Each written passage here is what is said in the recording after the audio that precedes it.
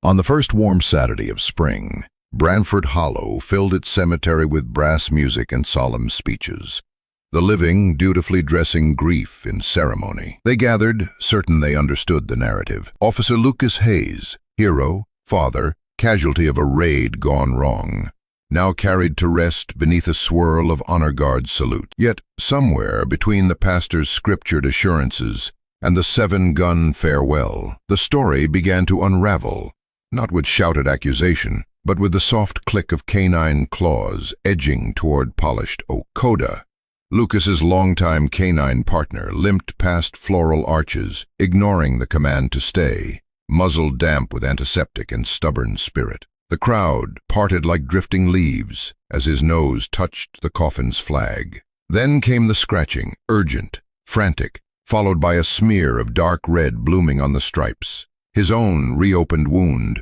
or a sign whispered from beyond. Gasps rose. Some swore they heard a whine, like a word, half-formed. In that moment, everything these good people trusted about heroism, about death, spun loose, dangling like an unknotted sash in a storm wind. And none could look away, for something deeper than grief had awakened. The cemetery at Branford Hollow had never looked so polished. Granite headstones stood like sentinels in the soft gray morning, their edges softened by a thin fog that clung to the ground like regret. The American flag above the chapel flew at half-mast, snapping gently in the November breeze. Every breath exhaled by the mourners formed ghosts in the cold air. 10-year-old Mira Hayes sat in the front row, flanked by strangers in uniform. Her legs barely touched the ground. The polished black shoes on her feet weren't hers. They were borrowed, stiff and a size too tight. But it was the badge in her hands she clutched, like it was air, her father's badge. The number 317, the one he used to tap gently on her nightstand whenever he came home late from duty, just so she'd know he was back. Now he wasn't. The chaplain's voice echoed under the open sky, saying words Mira couldn't feel. Honor, sacrifice, legacy. She didn't want legacy. She wanted bedtime stories in a tired voice, the scratch of his beard when he kissed her forehead, the way he always called her, my brave girl, even when she cried over a scraped knee. To her right, Sheriff Dorian Blake shifted his weight, jaw locked, sunglasses hiding the tremble in his eyes. He had been Lucas's partner for over a decade. At the last second, he volunteered to be the one who handed Mira the folded flag. Behind them, the ceremonial rifle volley cracked through the stillness, 3 thunderous shots that sent a flock of crows into the air. Mira didn't flinch. She didn't cry either. Her small fingers just held the badge tighter, the way she once held her father's hand at crosswalks. Then came the moment. 2 officers in dress blues approached the casket.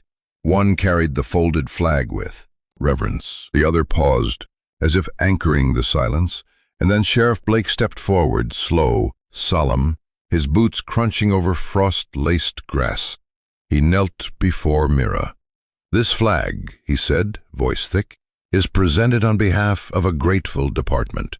Your father, Officer Lucas Hayes, served with courage and—" Mira took the flag before he finished. The edge of it was cold, stiff with careful creases, but her eyes weren't on the fabric. They were searching the faces of everyone there, as if expecting someone else to arrive, someone who belonged in that seat beside her, someone who should have been walking beside that casket, not resting in it. There was an odd flutter in her chest. Not grief, not yet. Something quieter, something unsettled. Behind them a low growl split the air. A handler pulled hard at a leash. From a distance, a German shepherd strained forward, eyes locked on the casket. His fur was coarse, flecked with gray. His right paw dragged slightly with each step. Mira's breath caught. Coda, her father's partner, the canine who once fetched her stuffed rabbit when it fell in a storm drain, the one who never barked, unless it mattered, the one who hadn't been seen since the raid. Now here he was, limping through rows of mourners like a soldier with unfinished orders. "Coda, no! Heel!" the handler barked, but it was useless. The dog didn't run. He moved like something ancient was pushing him forward, pain in every stride. And yet, he didn't stop until he reached the foot of the casket. That was when the silence shattered. The hush that had settled over Branford Hollow Cemetery began to fracture, not with words, but with a sound that didn't belong at a funeral. A leash whipping tight, shoes skidding in gravel. A low, guttural growl that didn't come from grief, but something deeper, something that stirred instinct before it made sense. Coda had broken free. The injured German shepherd lurched forward through the aisle between mourners. The handler shouted, "Too late." The taut leash snapped from his hand like a lifeline cut loose, flailing in the wind. Gasps rippled through the congregation. A few people stood up, unsure if the dog was dangerous. But Mira didn't move. She couldn't. Her chest had turned to stone. Coda wasn't charging in anger. He was moving like he had to. Limping, dragging one back leg, he passed the line of uniformed officers, past the neat row of white roses that had started to wilt in the cold. His eyes, dark amber, heavy with knowing, never left the casket. "Stop him!" someone called out, but no one did. When Coda reached the coffin, he rose on his hind legs, unsteady, trembling. He played paw wrapped in gauze, seeping red, struck again and again against the oak surface. Claws screeched, wood splintered faintly. Blood bloomed through the bandage and began to drip, staining the ceremonial flag in smeared streaks. Red on white, like slashes across purity. The priest faltered, mid-sentence. An officer's hand twitched toward his holster, but Sheriff Blake lifted a quiet palm to stop him. No one breathed. The only sound was the scrape of claws against wood, over and over again, as if the dog were trying to unbury the truth with nothing but his wounded body. Mira stood up slowly. Her hands were still clutching the folded flag, the corner stained where blood had begun to soak. She looked at the casket, then at Coda, and for a moment, the world around her fell away. Their eyes met. Coda didn't look wild. He looked pleading. There was no tail wag, no panting tongue. His body trembled, muscles tight as piano wire.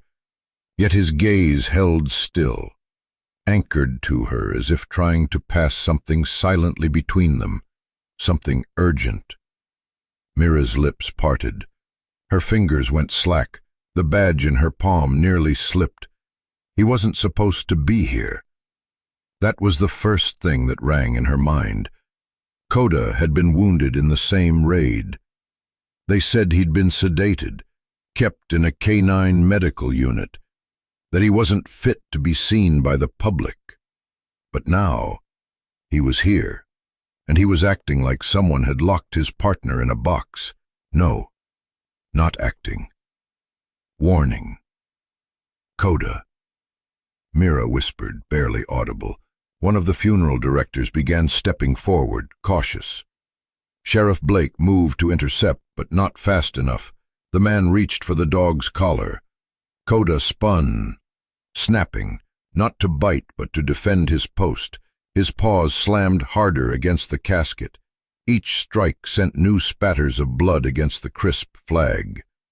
The gold tassels near the corners began to absorb the red.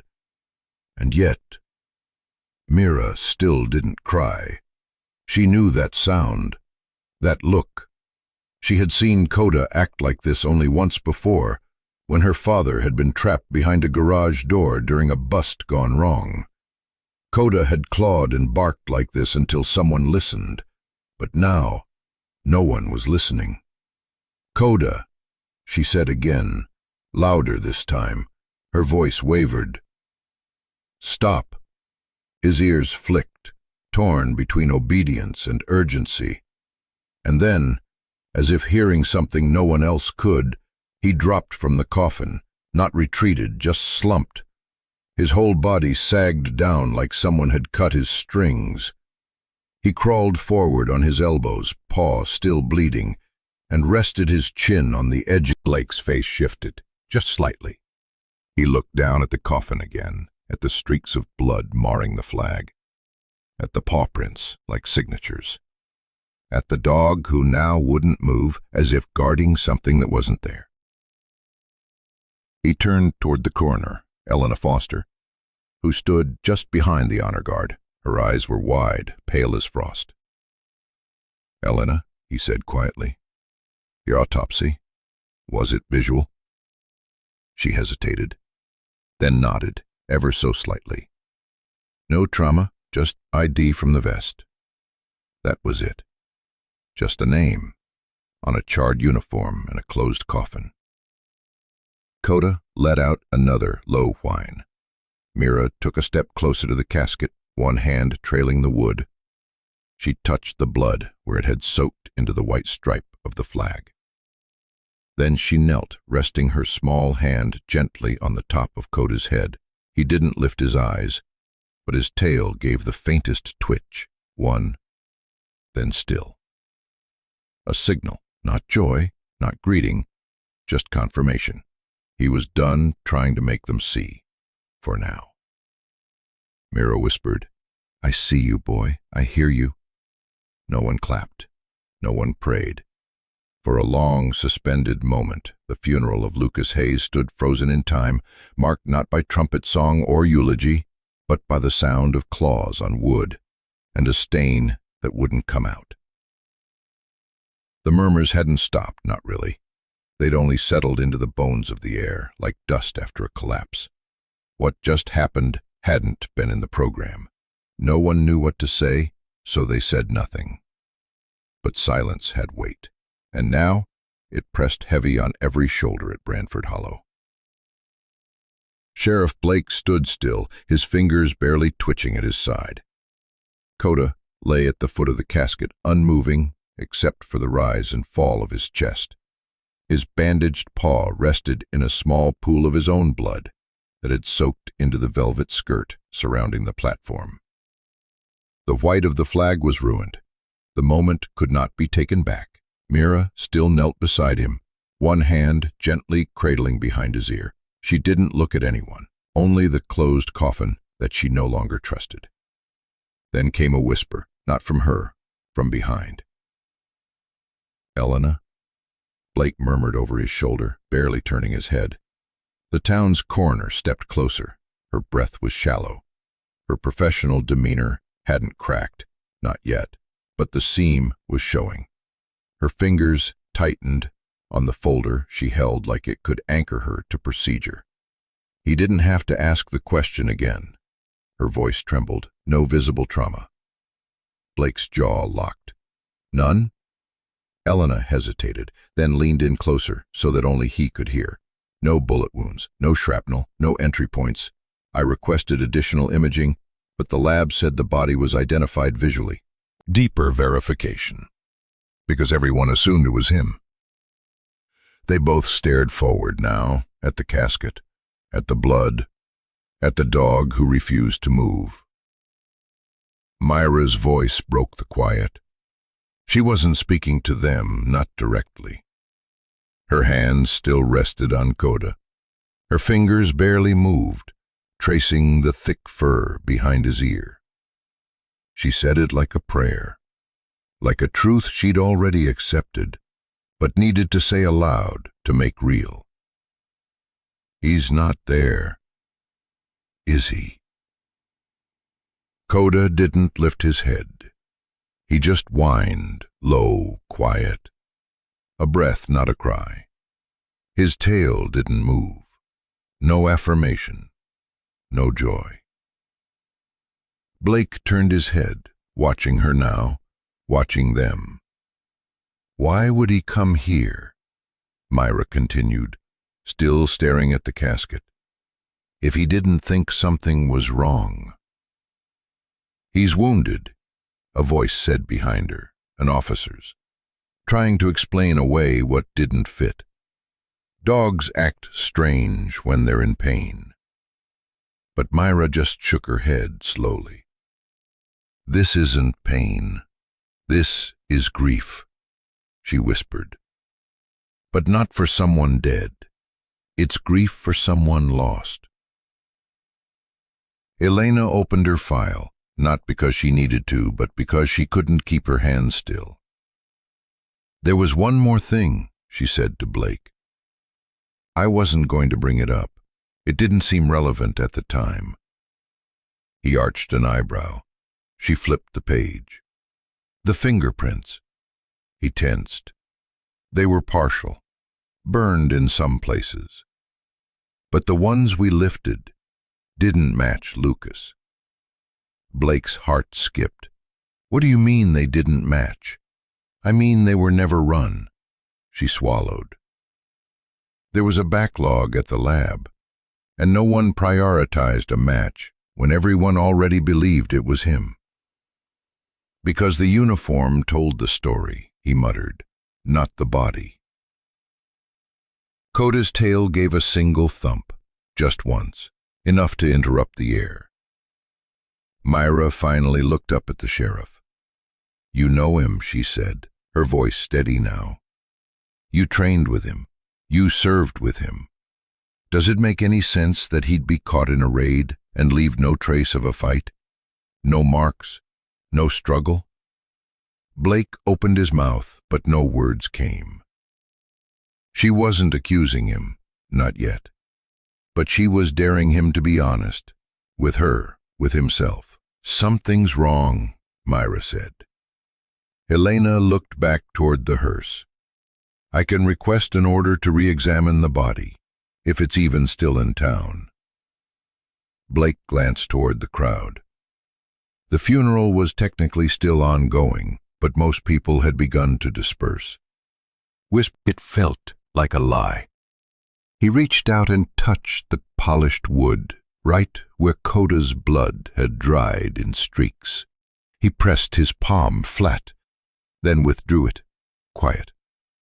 "We'll verify the body," he said, voice low. Mira exhaled. "But not here," he added. "Not in front of the town, not now." He turned toward Elena. "Get the order, quietly. We move him tonight." "And if it's not him?" Elena asked. Blake didn't answer, but Mira did. Her voice was like a blade slipping between ribs. "Then someone wanted us to think he was dead." Coda gave a soft grunt. His eyes finally closed, just for a moment. He had done his part. For now. The house had never been this quiet, yet somehow it had never felt so loud. It was past midnight in Branford Hollow, and the funeral had left its scent behind. Cologne, wilting lilies, and the weight of words no one wanted to say aloud. Outside, wind stirred through the gutters like a whisper that didn't want to be heard. Inside, behind half-shut doors, grown-ups lingered in the living room, their voices a muffled blur wrapped in polite tones and quiet condescension. Kids don't always understand what death really means. "She'll heal. It's the age. Everything feels bigger than it is. She's just projecting grief onto the dog. Grief always looks for somewhere to land." Mira stood in the hallway, barefoot on the wood floor, invisible in the dim light. Her nightgown hung heavy on her small frame, sleeves too long, the hem dragging past her knees. It was the one her father had picked out last Christmas, with little blue wolves that howled at silver moons. She listened. They weren't being cruel, not intentionally. That was what made it hurt worse. They weren't yelling. They were being reasonable. She thinks the dog knows something. She wants to think that. She's a child. That was the sentence that broke her. Mira turned away, her eyes stinging. She didn't slam the door when she went back into her room. She closed it softly. A quiet retreat, just like they taught girls to do. Tuck it down, don't make it harder for the adults. But when the latch clicked, she let her weight fall against it. The tears came fast, without ceremony. No sobbing, no drama. just a soft unraveling, like thread slipping through fingers. She sank down onto the edge of her bed, her knees tucked up to her chest, the shadows in the room stretching long and lonely. The moonlight through her window painted the walls in silver lines.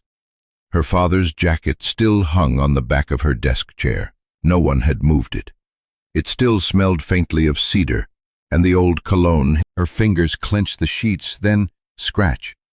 A gentle scrape at her door, deliberate, not random. A pause, then again, scratch, scratch.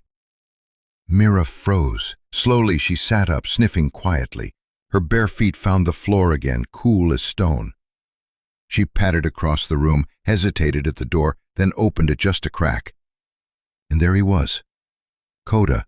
The hallway light pooled behind him, making his shape almost too large, too statuesque, to belong in a house made for humans. His ears flicked slightly. One paw still bore the heavy wrap from earlier, a faint stain of dried blood near the band. But his eyes, those deep, molten amber eyes, were soft. He didn't bark. He didn't push. He just looked at her like he knew. "Coda," she whispered. He tilted his head just enough for the bandaged paw to lift a little off the ground. She opened the door wider, stepped aside. Without a sound, he entered. It was like muscle memory. He moved past the bookshelf, around the foot of the bed, and to the left side, his side. The one he used to curl up on when storms came through, when she was small enough to hide under blankets and still believe in monsters. She climbed back into bed slowly. Coda didn't climb up, he never did, but he lowered himself to the rug beside her bed, his body long and curved to match the frame. His chin rested over his paws, tail barely twitching.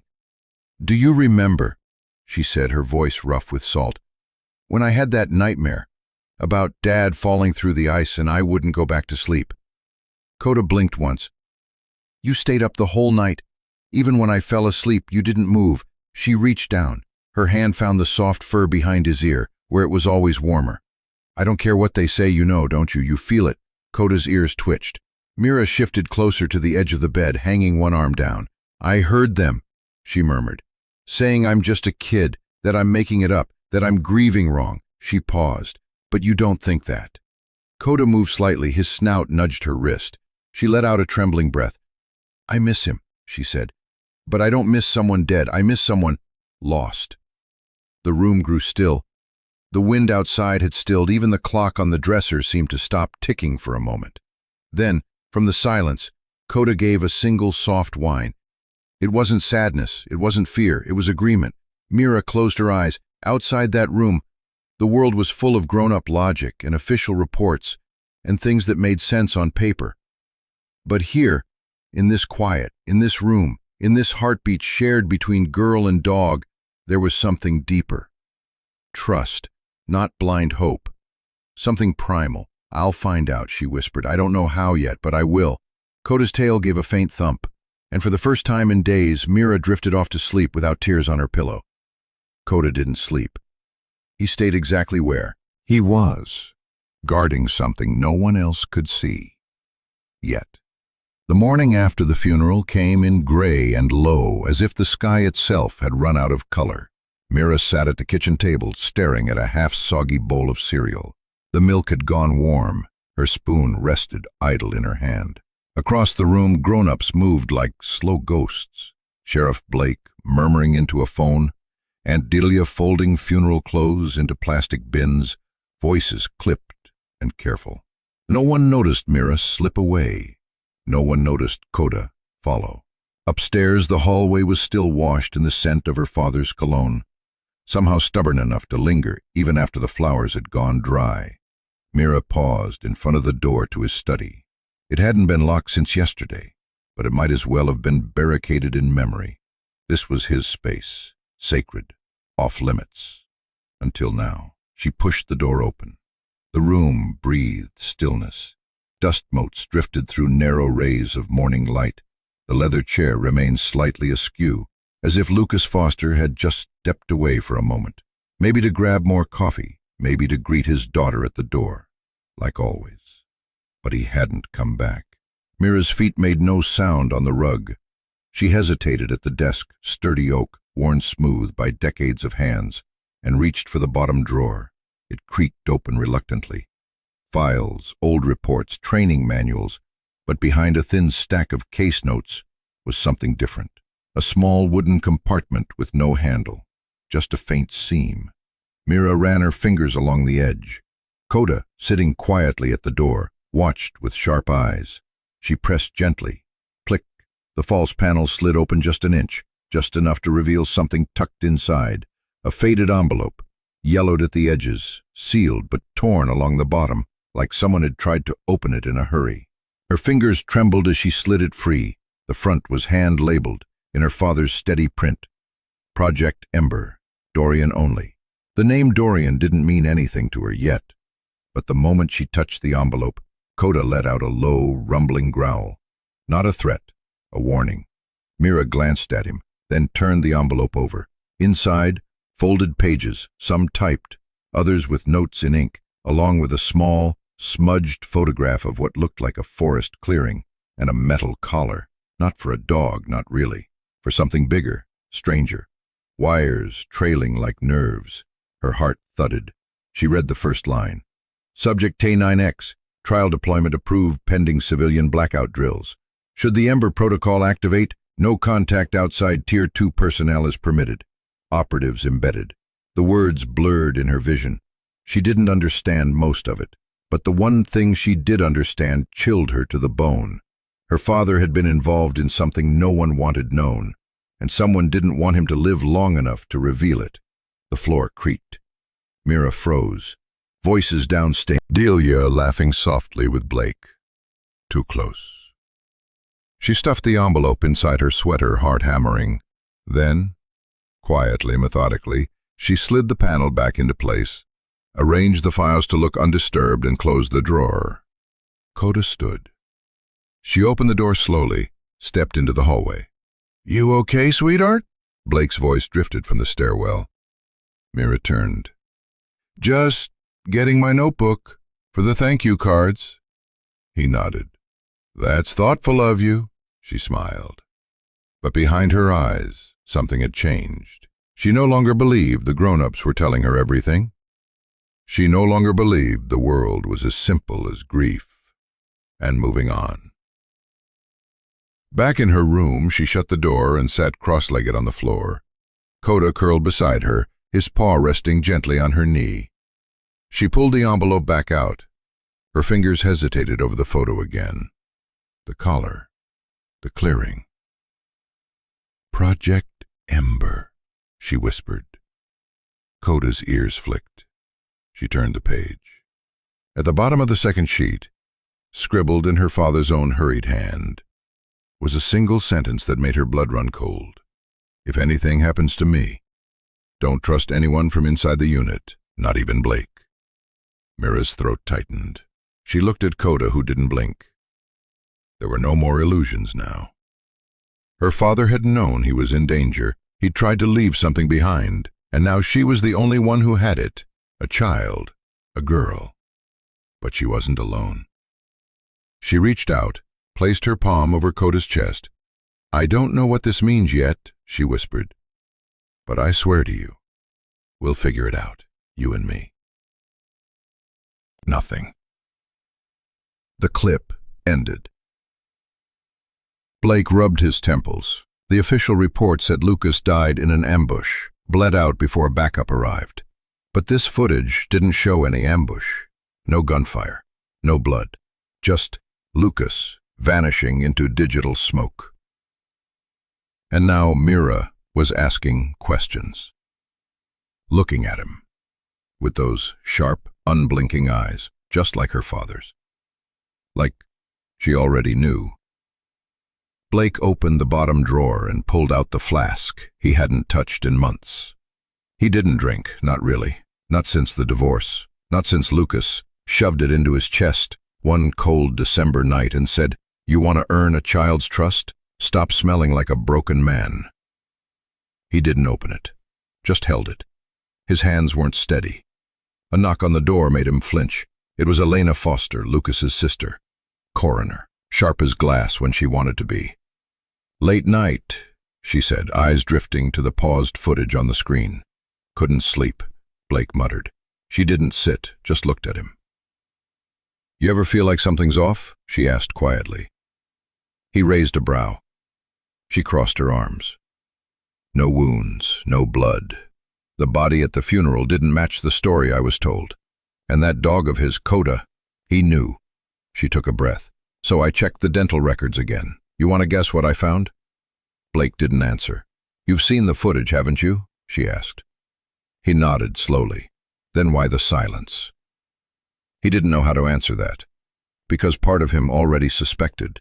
Because if what he feared was true, Lucas hadn't died. He'd been disappeared. And Blake had signed off the body bag without looking inside. It's not that simple, he said at last. No, Elena said. It never is. She turned to leave, then paused at the door. Mira's not a little girl anymore. She's going to keep digging. Don't let her dig alone. When she left, the silence felt heavier. Blake closed his eyes and leaned forward, forehead resting against folded hands. He'd made choices, trade-offs, promises. And now the daughter of his oldest friend was walking blindfolded toward something he hadn't had the courage to face. He stared at the paused frame, Lucas's blurred silhouette vanishing into static. Then he clicked export, saved the clip to a blank drive, tucked it into the inside pocket of his coat. And for the first time in months, he whispered into the quiet, I'm sorry, Lucas. But it wasn't clear who he was saying it to, his old friend, or the little girl who might one day hate him for not speaking sooner. The cemetery was quiet, except for the wind whispering low through the oaks. It was a Monday, 6 days after the funeral, and Mira stood alone by her father's headstone. A simple gray slab, still dusted, borrowed him. She didn't speak, didn't cry.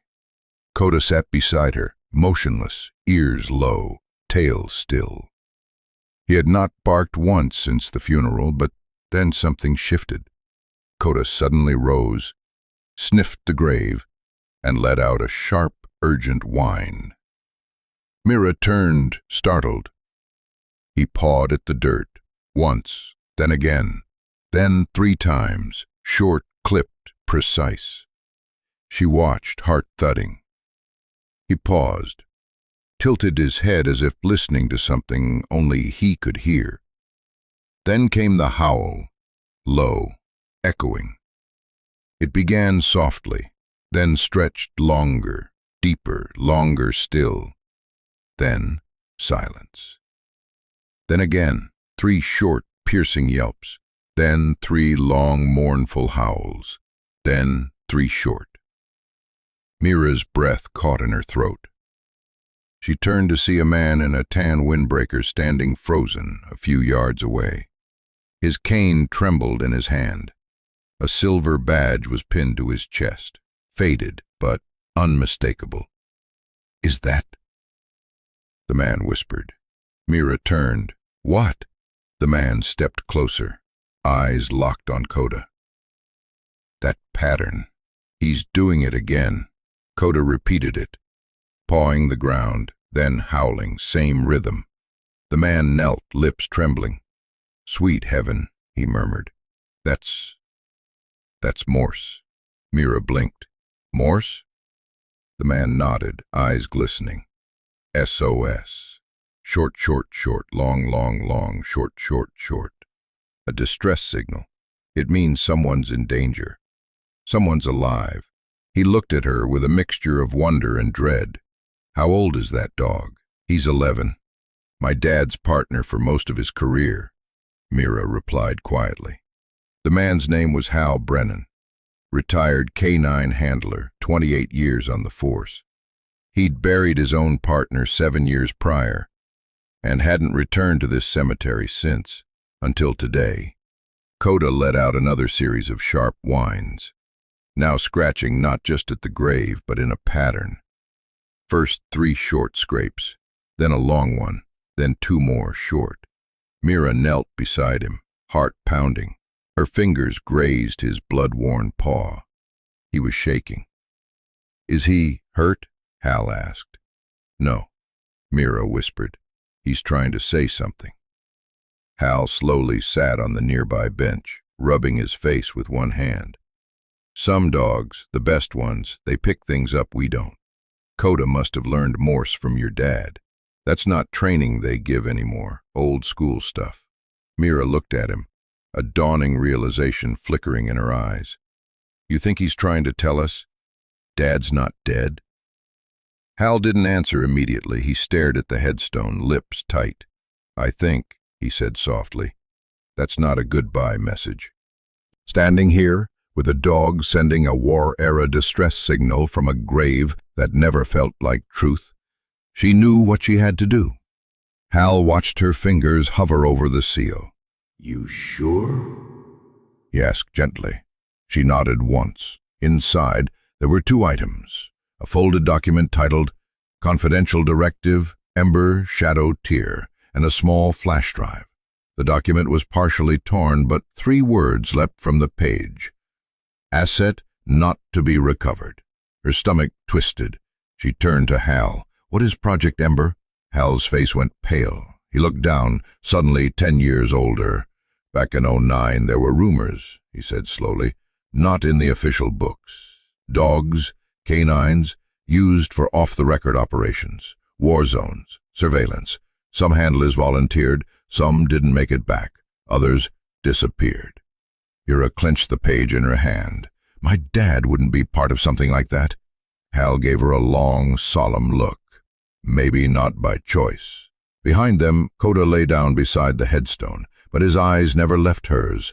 They were wet, reflecting the gray sky, and in them was something Mira had never seen before. Not pain, not confusion, but insistence, as if he were begging her to keep going, to believe what her heart had whispered from the beginning.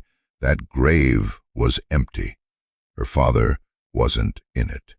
The morning mist hadn't yet lifted when Mira zipped up her coat and slipped out through the back door, careful not to wake her aunt. Coda padded silently beside her, his gait steady but focused, like he already knew where they were going.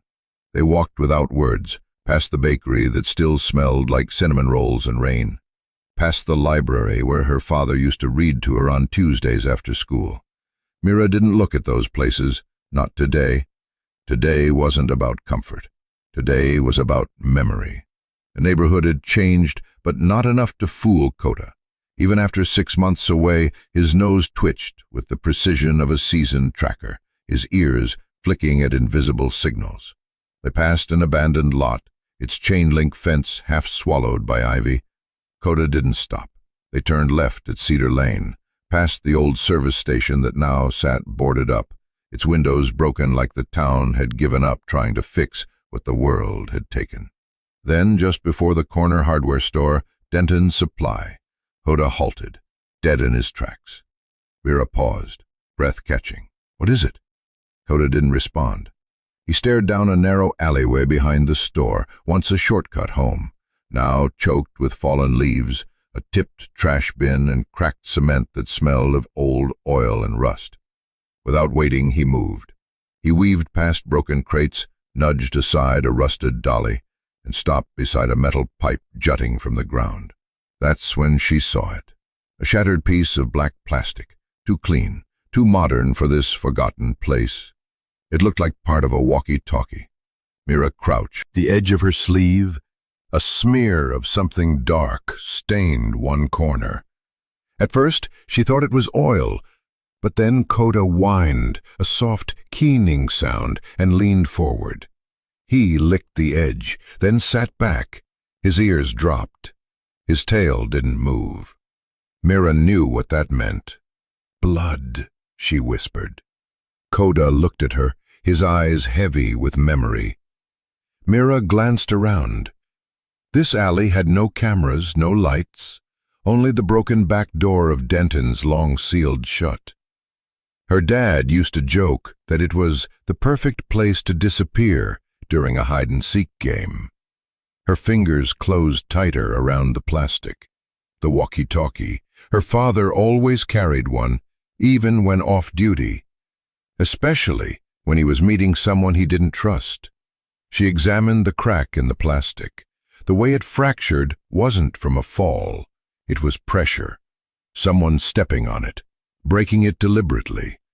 Mira's heart raced. This wasn't just evidence. It was a message. She rose to her feet and looked at Coda. "Why here?" The dog whined again, then walked a few paces forward and stopped, glancing back at her. He was leading her somewhere. Not randomly, but with purpose. She followed. They passed the back of the hardware store and came to a storm drain, partially covered in wet leaves and tangled with twigs. Coda sniffed, then pawed once, twice at the edge. She crouched and peeled away the debris. Below, faint scratch marks etched the metal lip. Her breath caught. "Dad?" she whispered into the air, foolishly, hopelessly, but not without belief. Coda's nose pressed against her arm. Then the dog did something he hadn't done in days. He barked. Once. Loud. Sharp. Certain. Then sat down, waiting. Mira clutched the walkie-talkie piece tighter, her mind reeling. If this is where her dad had been attacked, or worse, someone had tried to erase it. But Coda remembered. His memory, it seemed, lived in scent, in pain, in something deeper than sight. Mira pulled out her phone and took photos of the broken plastic, the alley and the storm drain. She didn't know what she'd do with them yet, but her gut told her this wasn't nothing. It was the first breadcrumb. Coda rose again, circling a nearby patch of concrete before pausing beside a scratched metal pole. A small cloth fragment clung to the base, gray, torn, almost too dirty to recognize. But Mira saw it. A thread of blue embroidery barely hanging on. It wasn't much, but it matched the inside lining of the tactical jacket her father always wore. The one the department said had been burned in the warehouse explosion. Her hands trembled. She closed her eyes. In the silence, she could almost hear it again, the clipped static of her dad's voice through the radio. The way he always ended each shift with 10-7, coming home. But he never came home. Not really. Not yet. Not until the truth did. And that's what she was chasing now. Not justice, not revenge, but truth. Because Coda remembered, and now so did she. The wind had picked up by nightfall. It moved through the trees outside Mira's window like a whisper too tired to shout, rustling leaves against glass, brushing shadows along the floorboards. In the quiet of the house, every sound felt louder.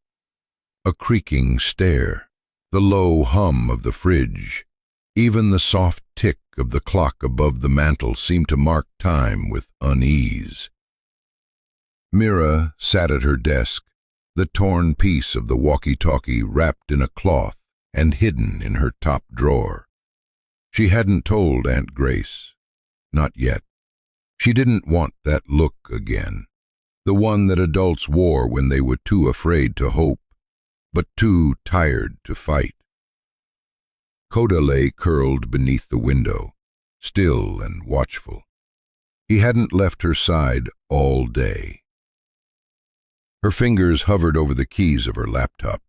She had typed Project Ember into the search bar 3 times already, only to delete it just as quickly. Something about that name. It didn't feel like it belonged online. It felt dangerous, like a door that shouldn't be opened without a key. She leaned back, sighing, when Coda stirred, not abruptly, not like a dog waking to a squirrel or a car. No, this was different. The German shepherd's ears twitched. His nose lifted, sniffed once toward the air vent, then toward the window, and then he growled, low, quiet, a warning, not a threat. Mira froze. Her gaze followed his, and saw it. Parked just across the street, half tucked behind an old oak, sat a black SUV. No lights, no engine, just sitting there, too still, too deliberate. She moved to the window slowly, lifting the curtain just an inch with her finger. The SUV's windows were tinted pitch dark, no glint of a phone, no cigarette glow, no movement at all. Yet something about its presence unsettled her, in a way she couldn't explain. It wasn't the first time she'd seen it. 2 days ago, when she was walking Coda near the old train yard, she thought she saw the same vehicle trailing slowly behind before turning off. She'd told herself it was coincidence. Now she wasn't so sure. Coda stood now, not barking, but positioned himself to— "Watching, aren't they?" she murmured. Coda didn't answer, but his silence was weight enough. 10 minutes passed.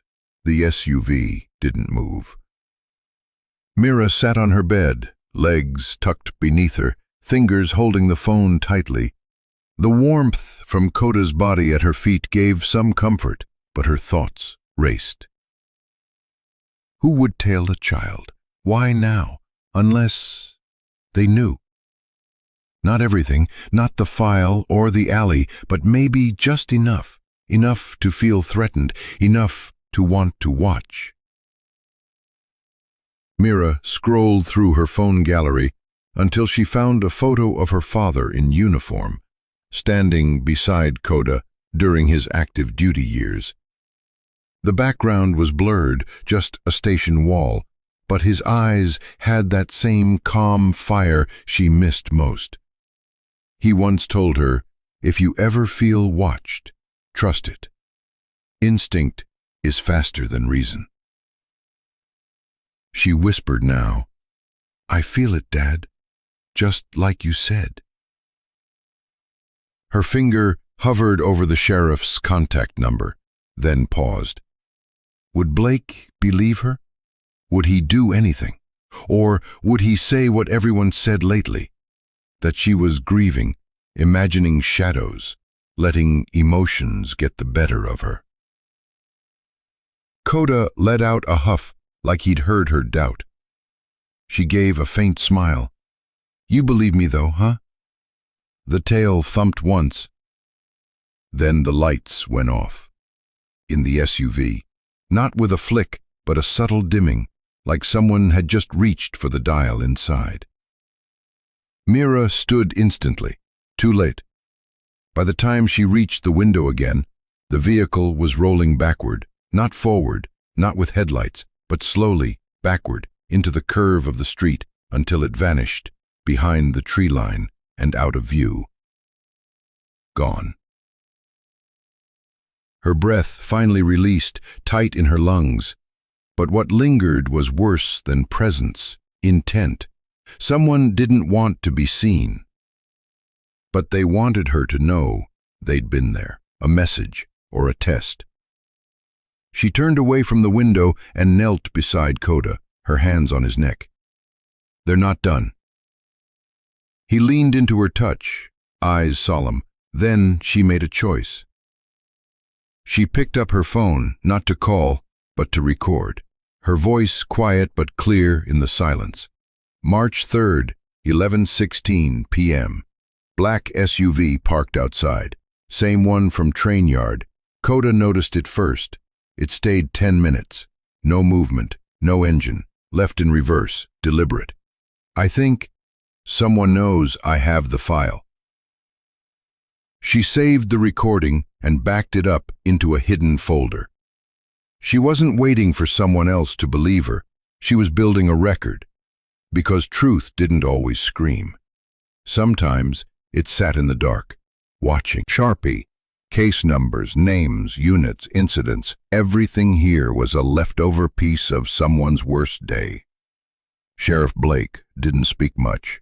He just walked, slowly, deliberately toward a locked gray locker tucked into the far corner, Lucas's. Coda stayed just outside the door, sitting obediently but alert, his amber eyes never leaving Mira. The silence between them had become its own kind of language. Blake inserted the key. For a moment his hand hesitated on the handle. Mira noticed. "Are you okay?" she asked gently. His jaw tightened, but he gave a small nod. "Just wasn't sure we'd ever open this again." Then, with a firm pull, the locker creaked open. The scent of oil, old leather, and something faintly metallic greeted them. Inside, everything was exactly where Lucas had left it. Folded tactical vest, 2 rolls of bandage, a photo of Mira tucked into the side pocket. She reached toward it, but Blake stopped her. "Gloves," he said quietly, handing her a pair. She slid them on with care, then retrieved the photo. Her father's handwriting was on the back, smudged slightly at the edges. "For Mira, always your shadow. Dad." Her fingers trembled. Then Blake reached behind the vest, into a narrow compartment Mira hadn't noticed. His brows drew together. "What is it?" she asked. He pulled out something wrapped in a torn towel, stained at one end. When he unwrapped it, Mira stepped back without meaning to. It was a tactical interrogation mask, the kind used in hostage extractions or covert ops. Full black composite shell, matte finish. But this one was different. Dried blood caked the inside, dark and nearly flaking. A thin hairline crack ran down the side, and just beneath the padding at the temple, taped crudely and hidden, was a small, unmarked data chip. Blake held it up between 2 fingers. "What the hell?" Mira stepped closer. "That doesn't belong in standard issue, right?" "Not even close." He turned the mask over in his hands, then slid a cotton swab beneath the dried blood. "Lucas never wore this in patrol," he muttered. "Then who did?" No answer came, just the creaking silence of the evidence room. Back in his office, Sheriff Blake placed the chip inside a sterile evidence pouch. The label read simply, "Unknown device, found in locker of Lieutenant Dorian." He sealed it, initialed the corner, and slid it into an envelope marked Forensics, Priority. Mira sat across from his desk, Coda now beside her. "You're sending it to the state lab?" she asked. He nodded. "They'll run it through encryption analysis, but without a serial code it could take weeks." Mira leaned forward. "Enough." "Mira," he began, voice low. "Years ago, Lucas and I were approached for something called Ember Protocol. It was supposed to be voluntary, a special unit for experimental tech-based interrogation. We both said no." "But someone said yes?" "Someone always does." He opened a drawer and pulled out a sealed file, its corner stamped with the emblem of an agency Mira didn't recognize. He tapped it once. "Project Ember was mothballed, officially. But if this chip is tied to it, then your dad didn't just die in a warehouse raid. He died with something they didn't want found." The words settled between them like dust on glass. Blake leaned back, exhaling through his nose. "This mask wasn't just used. It was planted, hidden in the one place nobody would look unless they knew where to find it." "You think my dad left it for us?" she asked. "I think he trusted his dog, and maybe his daughter, more than he trusted the badge by the end." Coda let out a faint growl, not at anyone, just into the air, like he remembered something. Blake stood and picked up the phone. "I'll have a deputy drive the chip to the lab tonight. No mailing, no delays." Then he looked back at Mira. "But Mira, from this point forward you say nothing to anyone. Not your aunt, not your friends. If anyone asks what we found, You say it was just a dusty helmet and an old patch. Understood?"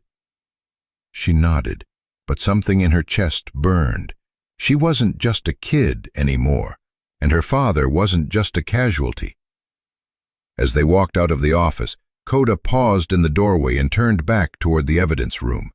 He let out one quiet, deliberate bark. Mira followed his gaze. The lights had flickered, just once, before going completely dark in that section of the building. Blake narrowed his eyes. "That's on a separate circuit." "You think it's a coincidence?" she asked. He didn't answer.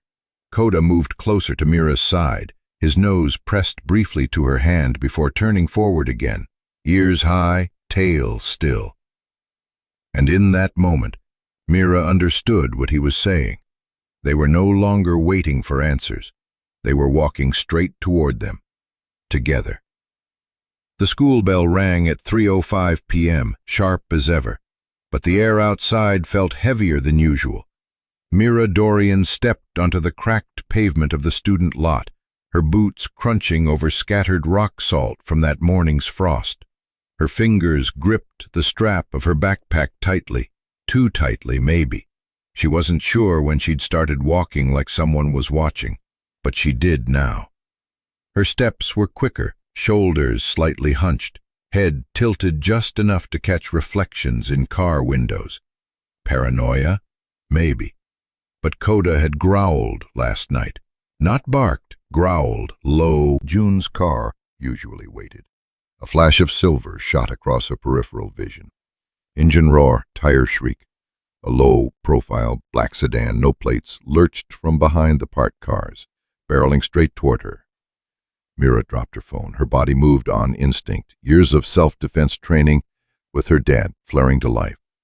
She pivoted sharply, hitting the pavement in a roll that tore her jeans at the knee. The car missed her by less than a breath. Didn't stop, didn't swerve, didn't even slow, just vanished down the hill as if nothing happened. Gasps erupted from nearby students. A few ran to her, phones already out filming. "Are you okay? Did you see that car? What the hell was that?" But Mira barely heard them. She was already scrambling for her backpack. She knew what was inside, and she knew someone wanted it. 10 minutes later, in the girls' bathroom near the east wing, Mira shut herself in the last stall and dumped her bag onto the closed toilet lid. Notebooks, wallet, a granola bar, the envelope. She exhaled, but too soon.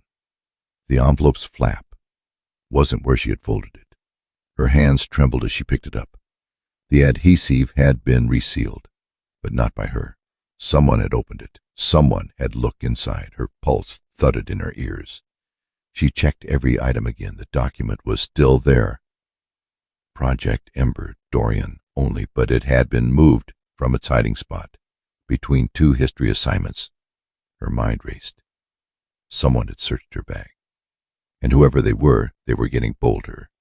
That evening, Mira sat in silence at the dining table, pushing cold peas around her plate.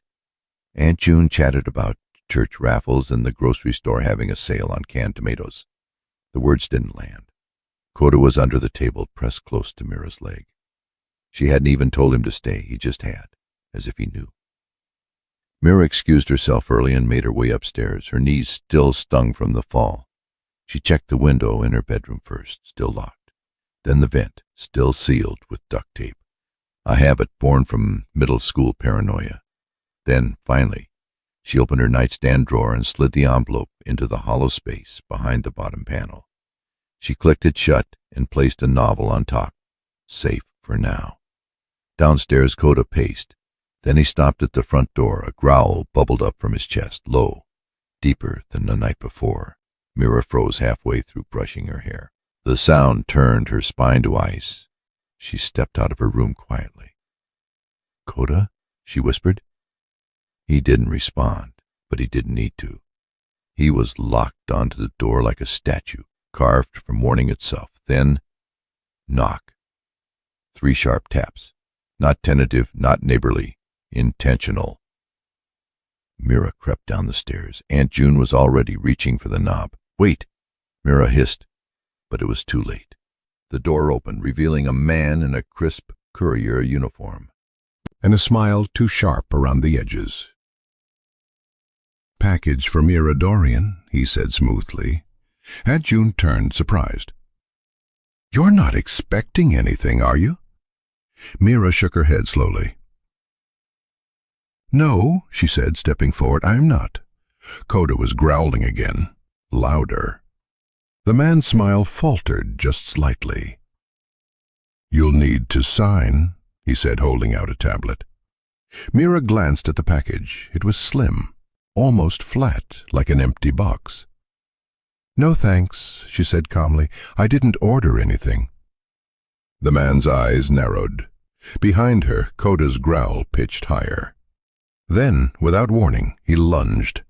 Mira barely caught his collar as his front paws landed on the man's chest. "Whoa, easy, easy," the man shouted, stumbling back. Mira yanked Coda down. The man adjusted his uniform, flustered. "Just doing my job," he muttered. "You can leave it on the porch," Mira said, voice cold. "We'll take our chances." He paused, met her eyes for a moment too long, then turned. The courier walked briskly back to a black SUV idling at the curb. Same make, same missing plates. It drove off without headlights. That night, Mira didn't sleep. She sat on the floor with her back to the door, Coda curled at her side. In her lap was a flashlight, the Project Ember file, and a half-finished plan she knew she couldn't do alone. They weren't just watching now. They were warning. Next time, it wouldn't be a missed car. Next time, it might be her. Or worse, Coda. She pressed her forehead gently to his. "We have to move faster," she whispered, "and we can't do it from here." Outside, wind raked against the windows, but inside, girl and dog stayed still. Two shadows in the storm, waiting for morning. The morning sun was weak, barely enough to cut through the dense mist that blanketed Millstone Creek. The town still looked asleep, but Mira wasn't. She hadn't really slept at all. Instead, she watched the minutes blink by in amber digits, curled on her floor beside Coda. By 6:30, her fingers had begun tracing the warm curves of his body, over his shoulder blades, down the gentle arch of his spine. She found comfort in his breathing, steady, unshaken, a presence rooted in something deeper than words. But then her fingertips brushed something that shouldn't have been there. It was small, hardened, embedded just beneath the base of Coda's neck. She stilled. "Coda," she whispered, brushing the fur back more deliberately. At first, she thought it might be an old wound, maybe a bullet graze from Lucas's final mission. But as her fingers parted more fur, she found it. A jagged scar, no bigger than an inch long, tucked low beneath the collar line, nearly across from Sheriff Blake in his office. The blinds drawn tight. Coda sat obediently beside her, calm but alert. Mira's hair was damp from the rain outside, but she hadn't even noticed. All she could focus on was the object wrapped carefully in a microfiber cloth on Blake's desk. A tag. Thin, almost like a flattened coin. No branding, no serial number, just a slight curvature and two micro-prongs that shimmered faintly under the desk lamp. "You're sure it was under the scar?" Blake asked, squinting at it through his glasses. Mira nodded. "I had to use tweezers to lift it out. It was buried deep." Blake didn't answer right away. Instead, he opened the drawer on his right, pulled out a well-worn file marked Confidential, Canine Intelligence Division, and began flipping pages. His fingers trembled slightly. Not enough for a kid to notice. But Mira wasn't a kid anymore. She noticed. Finally, he stopped on a page marked Neural Conditioning Prototypes, Series A, Cinder class tag. Use case, early neural stimulation. Deployment, select K9s. Black Ops units only. Status, terminated due to ethical review in 2013. Blake tapped the diagram. This is it, he muttered. You pulled this out of Coda's neck. Mira leaned in. The schematic on the page matched the object on the desk, down to the microscopic etching along the ridge. A shape she hadn't even noticed until now. A triangle, intersected by a single vertical line. Project Ember? She asked, heart beginning to race. Blake didn't answer immediately. His jaw was tight, clenched the way it had been at the funeral when Coda had bled on the flag. He looked older now. Not just tired, haunted. I saw this once, he said softly. Back when Lucas applied for Coda. There was a flagged request. Came from way higher up than my pay grade.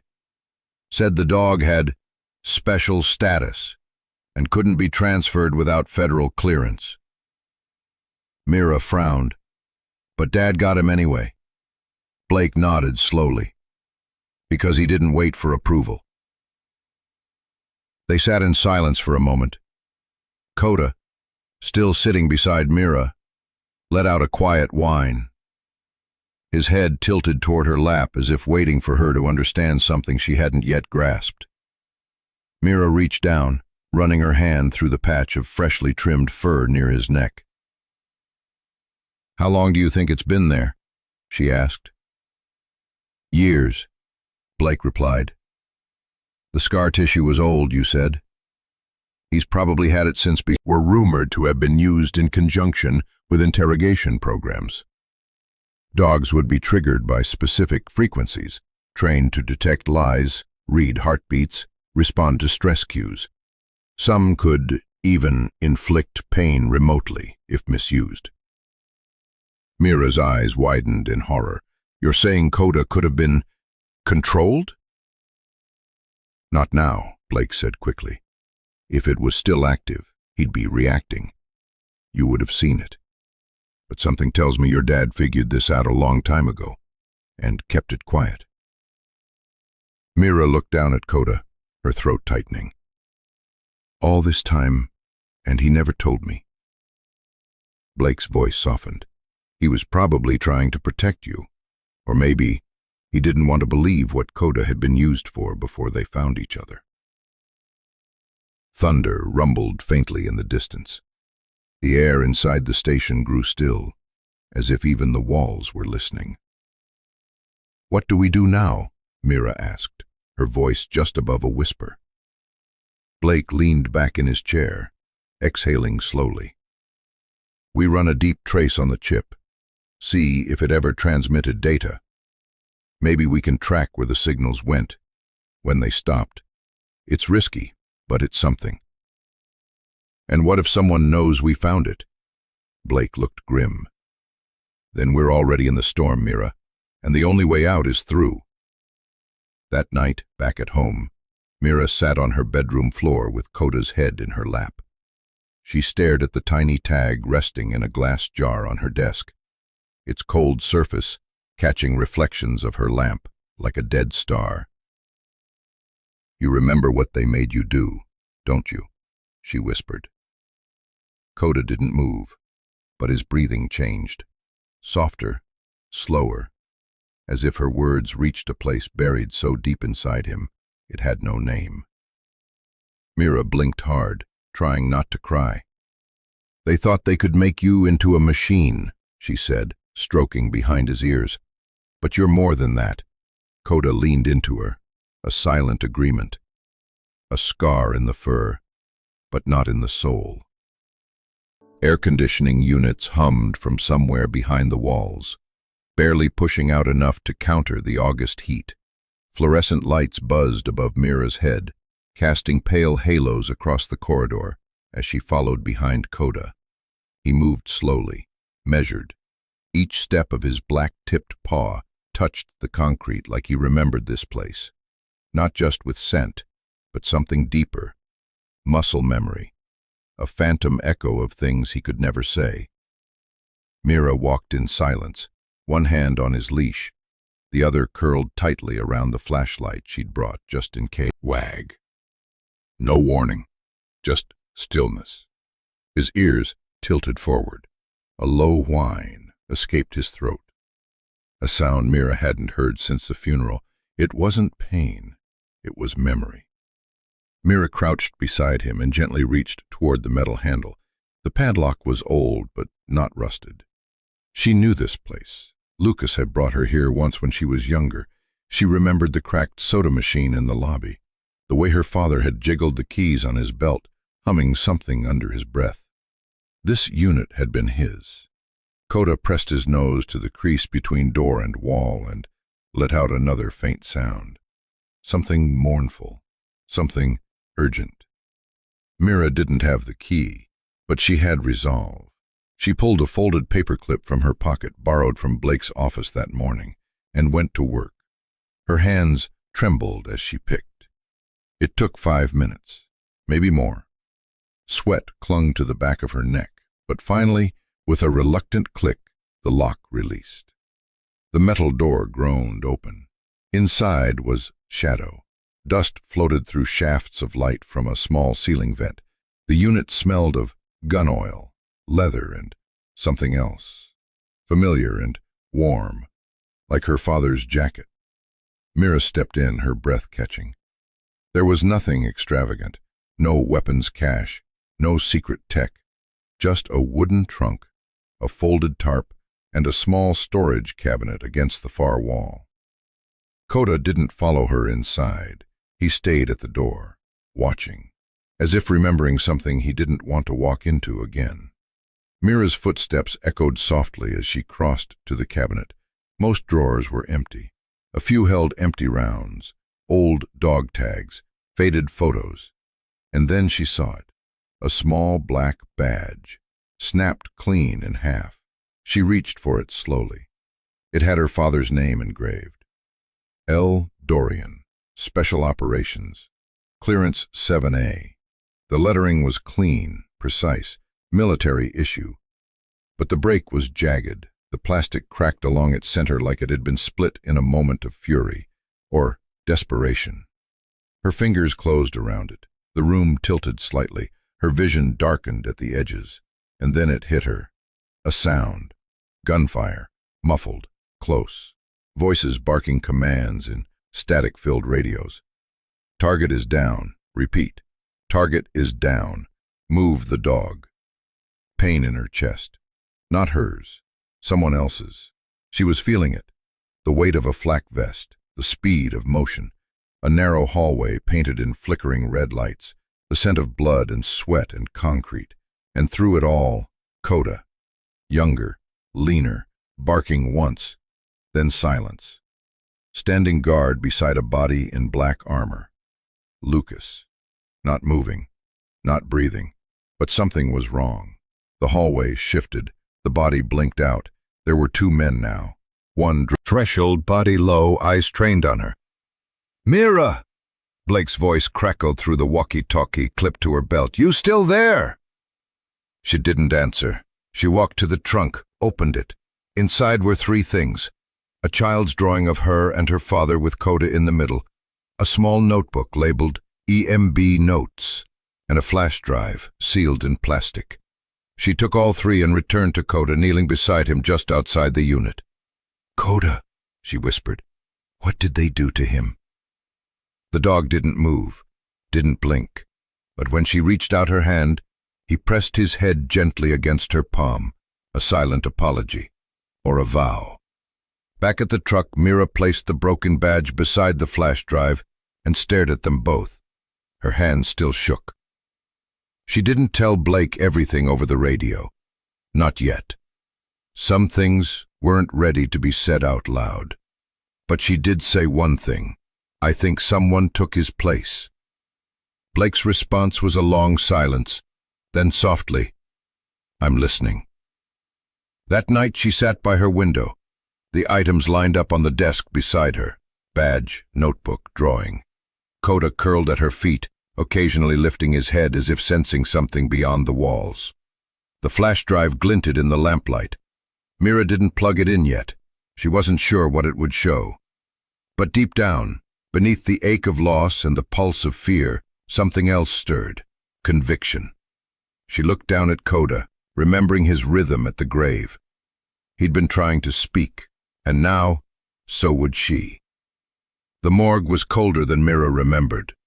Not the kind of cold that prickled skin, but the kind that slipped into your breath and made your voice come out smaller than intended. It was quiet, always quiet, except for the soft hum of fluorescent tubes and the occasional clink of stainless steel trays. Elena Foster didn't look up at first. She was sitting at her desk, back hunched, glasses low on her nose. A folder sat in front of her, its edges frayed, like it had been opened too many times by hands that trembled.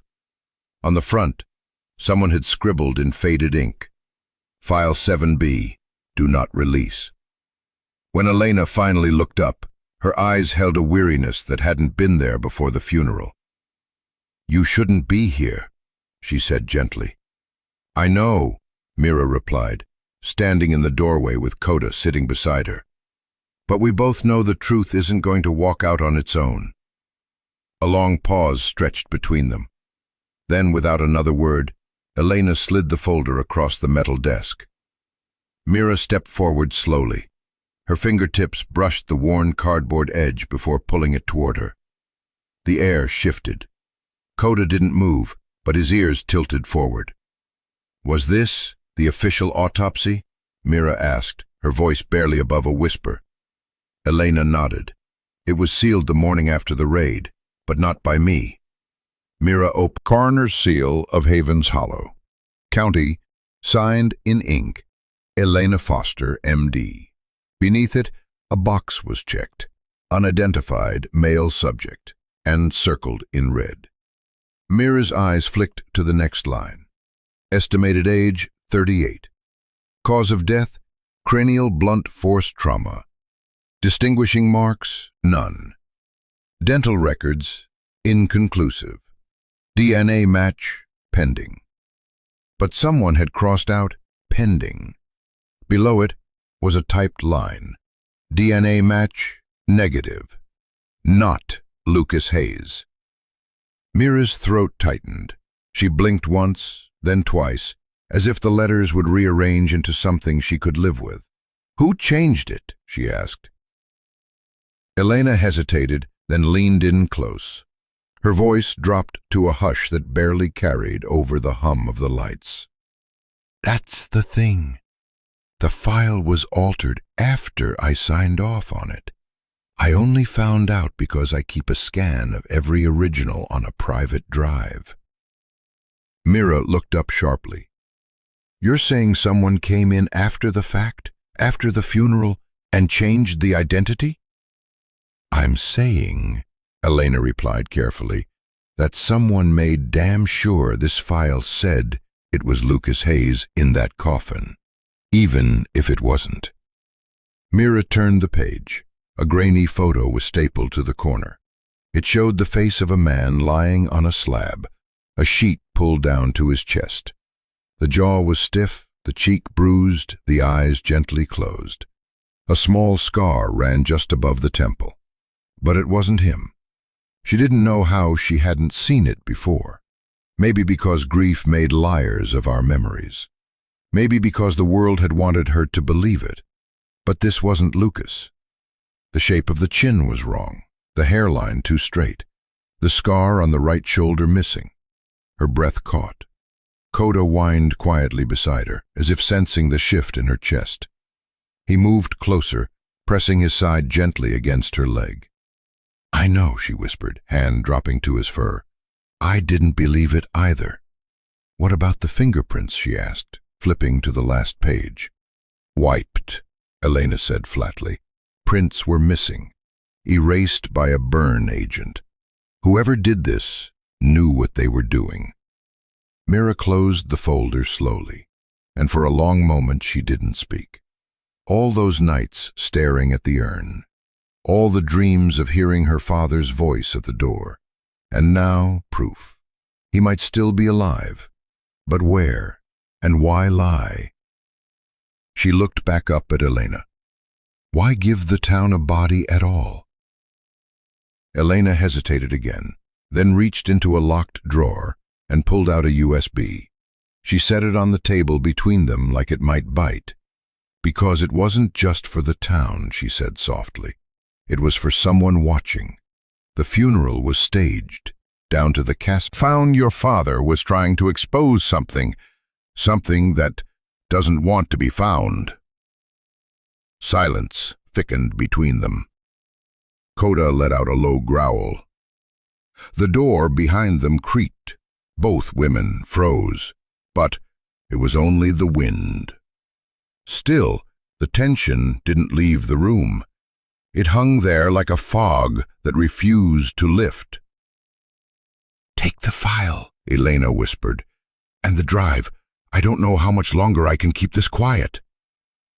Mira didn't waste time. She slid both into her satchel, zipped it shut, and turned to leave. But just before reaching the door, she stopped. "Thank you, Elena." The coroner gave her a sad smile. "Find the truth, and be careful. They already buried one body." Outside, dusk had fallen. The streetlights blinked on one by one, casting their tired orange glow across the wet pavement. Mira walked slowly, Coda trotting beside her. The wind tugged at the corners of her coat, but she didn't pull it tighter. She needed to feel the chill, needed to stay awake. The folder pressed against her side like a pulse. She looked down at Coda. His eyes were alert, scanning the shadows. "Not him," she whispered. "That body, it wasn't him." The German shepherd let out a soft exhale, as if in agreement. As they crossed the street, Mira didn't look back.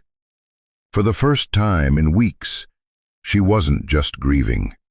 She was hunting. The wind howled outside Mira's window, rattling the frame like a restless ghost. It was nearly midnight, and the house had settled into its usual hush. Faint creaks of old wood, the rhythmic tick of the hallway clock, the low hum of the heater groaning against the autumn chill. Mira lay under a pile of blankets on the couch, the folder from Elena locked in her bag under the floorboard. She hadn't wanted to sleep in her room, not after what she'd read. The living room felt safer, closer to the front door, closer to Coda.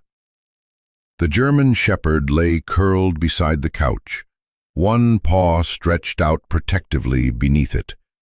He hadn't left her side since they got home. His limp was worse tonight. The long walk and the stress had worn him down, but still, his ears twitched with every sound. Mira reached down and stroked the scar behind his ear. "You still guarding me even when it hurts? Huh?" Coda didn't move, but his tail gave a slow, silent tap. It happened at 2:13 a.m. There was no dramatic crash, no shattered glass. Didn't lunge. He waited, like a soldier listening for the order to move. The shadows near the hallway moved. Mira swung the flashlight toward them, and for the briefest second, the beam caught something glinting. The curve of a boot, a gloved hand pulling back. She didn't scream. There was no time. The intruder was already on the move, darting through the dining room, fast and quiet. Whoever it was had been trained for this, but so had Coda. With a snarl that split the silence like glass shattering, the German shepherd surged forward. His injured leg dragged, but it didn't stop him. He launched, a blur of muscle and teeth, colliding midair with the figure slipping past the counter. The sound of impact was sickening, a grunt, a thud, the sharp scrape of a chair knocked over. Mira stumbled to her feet, flashlight beam dancing wildly. Coda had the attacker pinned, his teeth at the man's arm, ripping through dark fabric.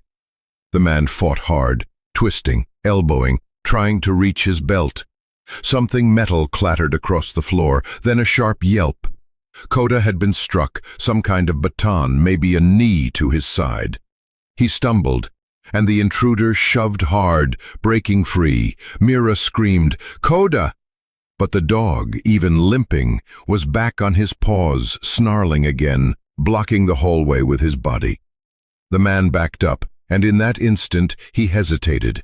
Just long enough for moonlight through the window to catch his face, or maybe not his face, but the badge clipped to his belt. Mira saw it clearly. A silver badge with the emblem of Haven's Hollow Police Department.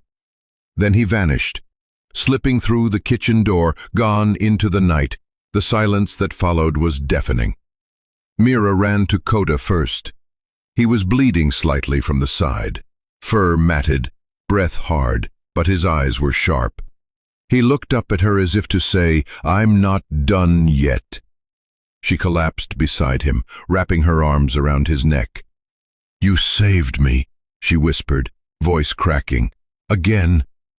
He leaned into her, and for a long time they stayed like that, just breathing, listening to the wind press against the windows like a warning.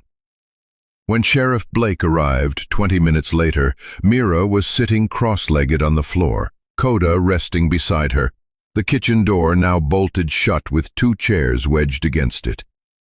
Blake took one look at the blood on the floor and the slash marks in the wall, and his face went pale. "You said it wasn't random," Mira said, voice low. He knelt beside her. "You're sure he was after the file?" Mira nodded. "He didn't take anything, didn't ask for anything, but he was fast, precise, and he had this." She held it up. It was bent, as if lost in the scuffle. A standard issue badge, Haven's Hollow Police Department, but the name had been scraped off. "Someone in your own department sent him." Blake didn't answer. His jaw clenched. His eyes, usually clear and steady, flickered with something close to shame. "I'll trace it," he said again. Mira looked down at Coda. His breathing had evened out. But the limp would be worse tomorrow. Still, his eyes were awake, alert, watching the door. "I need answers," she whispered, "and whoever that was, they're scared of what we might find." Blake looked at her then, a new weight settling in his shoulders. They should be. The sheriff's office after midnight felt like a submarine buried in pressure and quiet.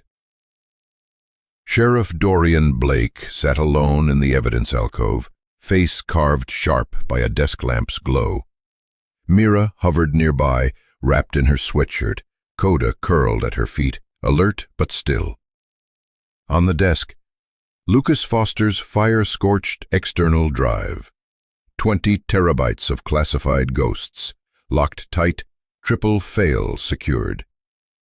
One more wrong password would wipe it all. Blake glanced at Mira.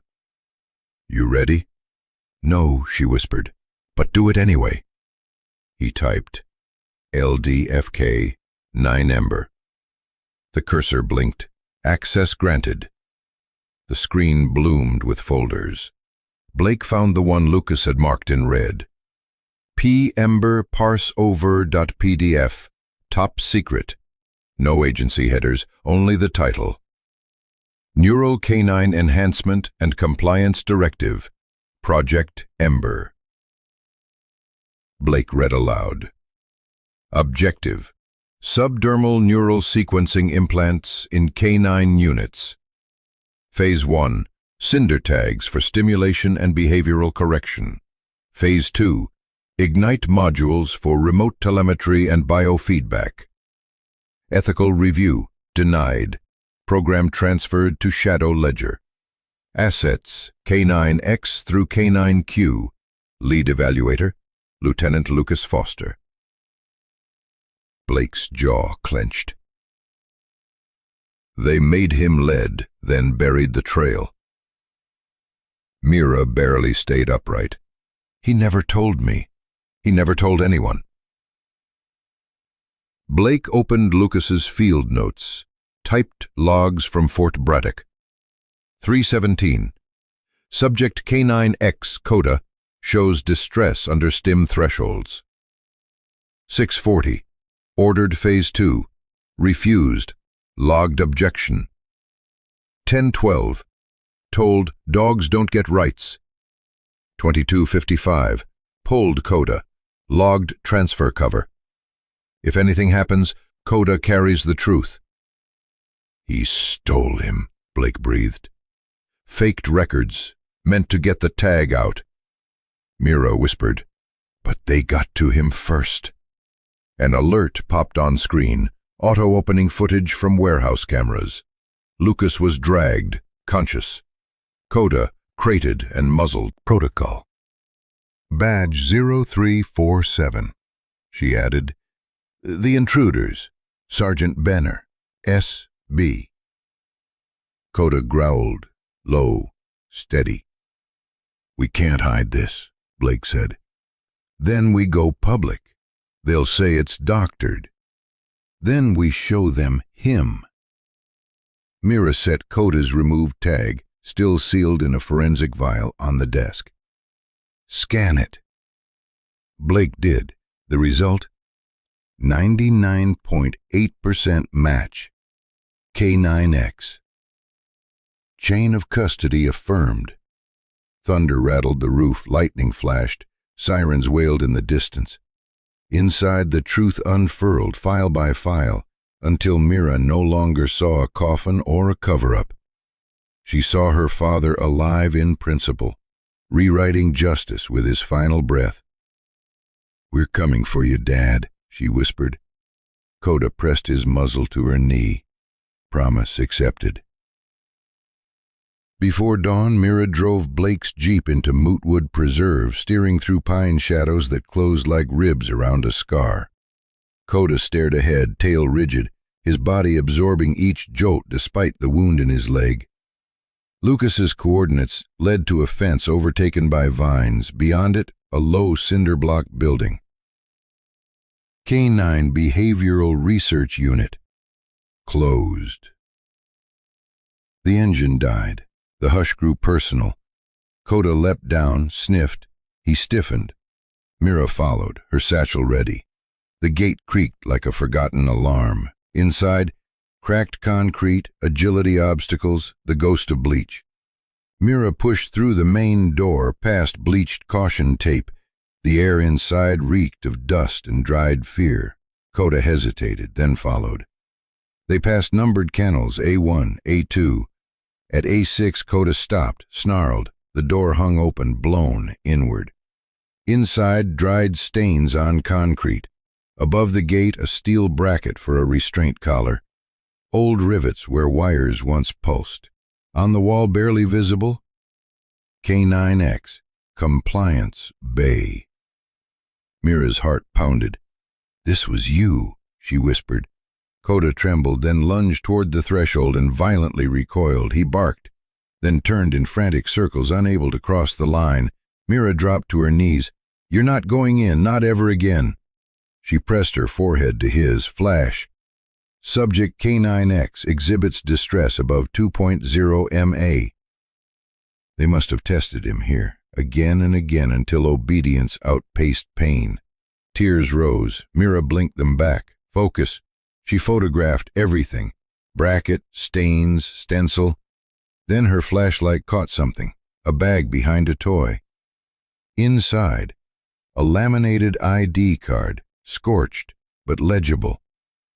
EMB Phase 2, Ignite, Prototype. Handler, Sergeant Benner, R. Asset, Incinerator drum. Mira lifted the lid. Inside, scorched bone fragments, mangled tag loops, melted transmitters. They didn't just hide the failures. They burned them. Mira took pictures, every angle. Coda returned to the jeep on unsteady legs. Mira rested a hand on his side.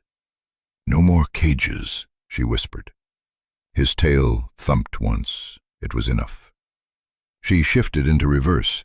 The compound disappeared behind them, swallowed by forest, but not forgotten. Project Ember wouldn't be buried in ashes. Not this time. She lifted the lid carefully. Inside lay bone fragments, small, delicate, mixed with charred circuitry and twisted transmitter coils. Dog tags, half-melted, names unreadable. An execution ground for failures. Mira's stomach clenched. She fumbled for her phone, capturing every angle. Rain began to patter, hissing against hot ash. "Let's go," she whispered. They reached the jeep just as thunder rolled. Coda leapt inside, turning once before collapsing on the seat, eyes glazed, spent. Mira started the engine, hands shaking, but she didn't drive yet. She rested a palm on Coda's heaving side. "No more cages," she promised. "We end this. For you, for Echo, for all of them." Coda's tail thumped once. Just once, but it was enough. Mira shifted into reverse, headlights cutting through sheets of rain. The compound receded in the mirror, sinking back into the forest like a wound closing over. Yet the memory would not seal. Not until Project Ember was ash too. Sheriff Dorian Blake's office smelled of burned coffee and wet wool, the leftover scent of a 12-hour downpour that still drummed against the eaves. Thunder cracked somewhere over the river as he slid a dented, body-cam black box drive into the evidence tower. The flash memory clicked, its orange access light stuttering like a failing pulse. Across the desk sat Mira, mud still crusted on her jeans from the abandoned facility. Coda lay at her feet, chin on paws, a quiet sentinel. The scorch-marked Ignite photo from the kennel rested face up beside Blake's coffee cup, proof that whatever hell Project Ember had birthed did not end in those cages. "Ready?" Blake asked. Mira nodded once. She didn't trust her voice. A command prompt flickered open. Blake ran a proprietary decrypt script, software meant for accident reconstructions, not clandestine extractions.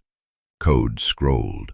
The monitor strobed, then settled on a directory of video files. All were time-stamped 2300, 3200, on the night Lucas supposedly died.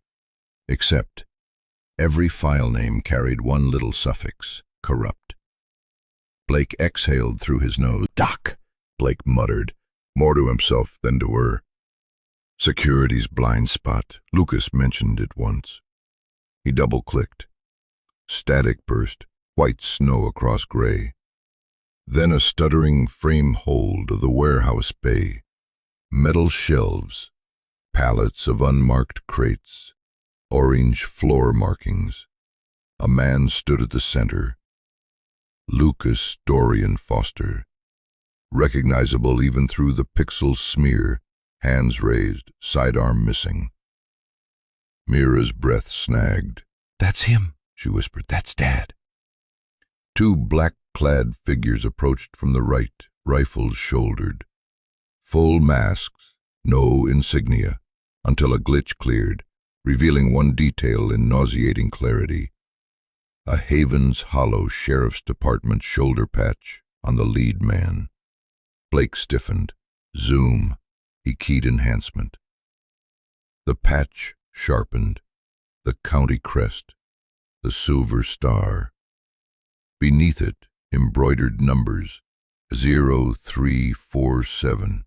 Sergeant Benner. The same ID Mira pulled from the attacker's badge. Frame by frame, the footage rolled. 23:47:16. Lucas speaks, but audio is garbled. He steps back, palms forward, eyes furious. 23:47:19. Second masked man. Swings a collapsible baton. Strikes Lucas behind the knee. He drops. 23:47:22. A third operative emerges from shadows, taller, shoulder rig set for medical gear.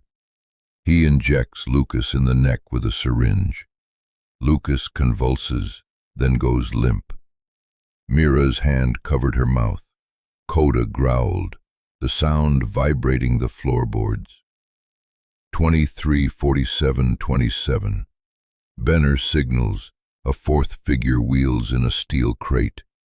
Inside, a flash of white teeth. Coda muzzled, eyes wild. The dog tries to lunge. The crate walls jolt with an electric hum, forcing him down. 23:47:30. Camera corrupts. Horizontal bands smear the image. Playback froze, 32 seconds.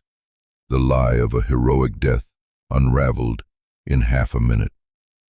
Blake pushed back from the desk, as if distance could dull the indictment. He was alive, he said hoarsely, captured on department time, with department personnel.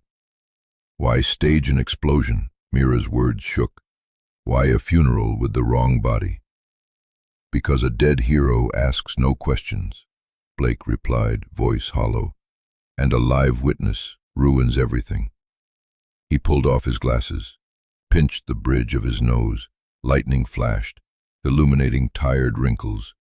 Guilt creased deep. I signed the after-action report. I certified those remains based on chain of command. God help me. Mira touched the cracked badge hat with deep Pentagon ties. Mira recognized the name. It appeared on the Ember memos as supplier.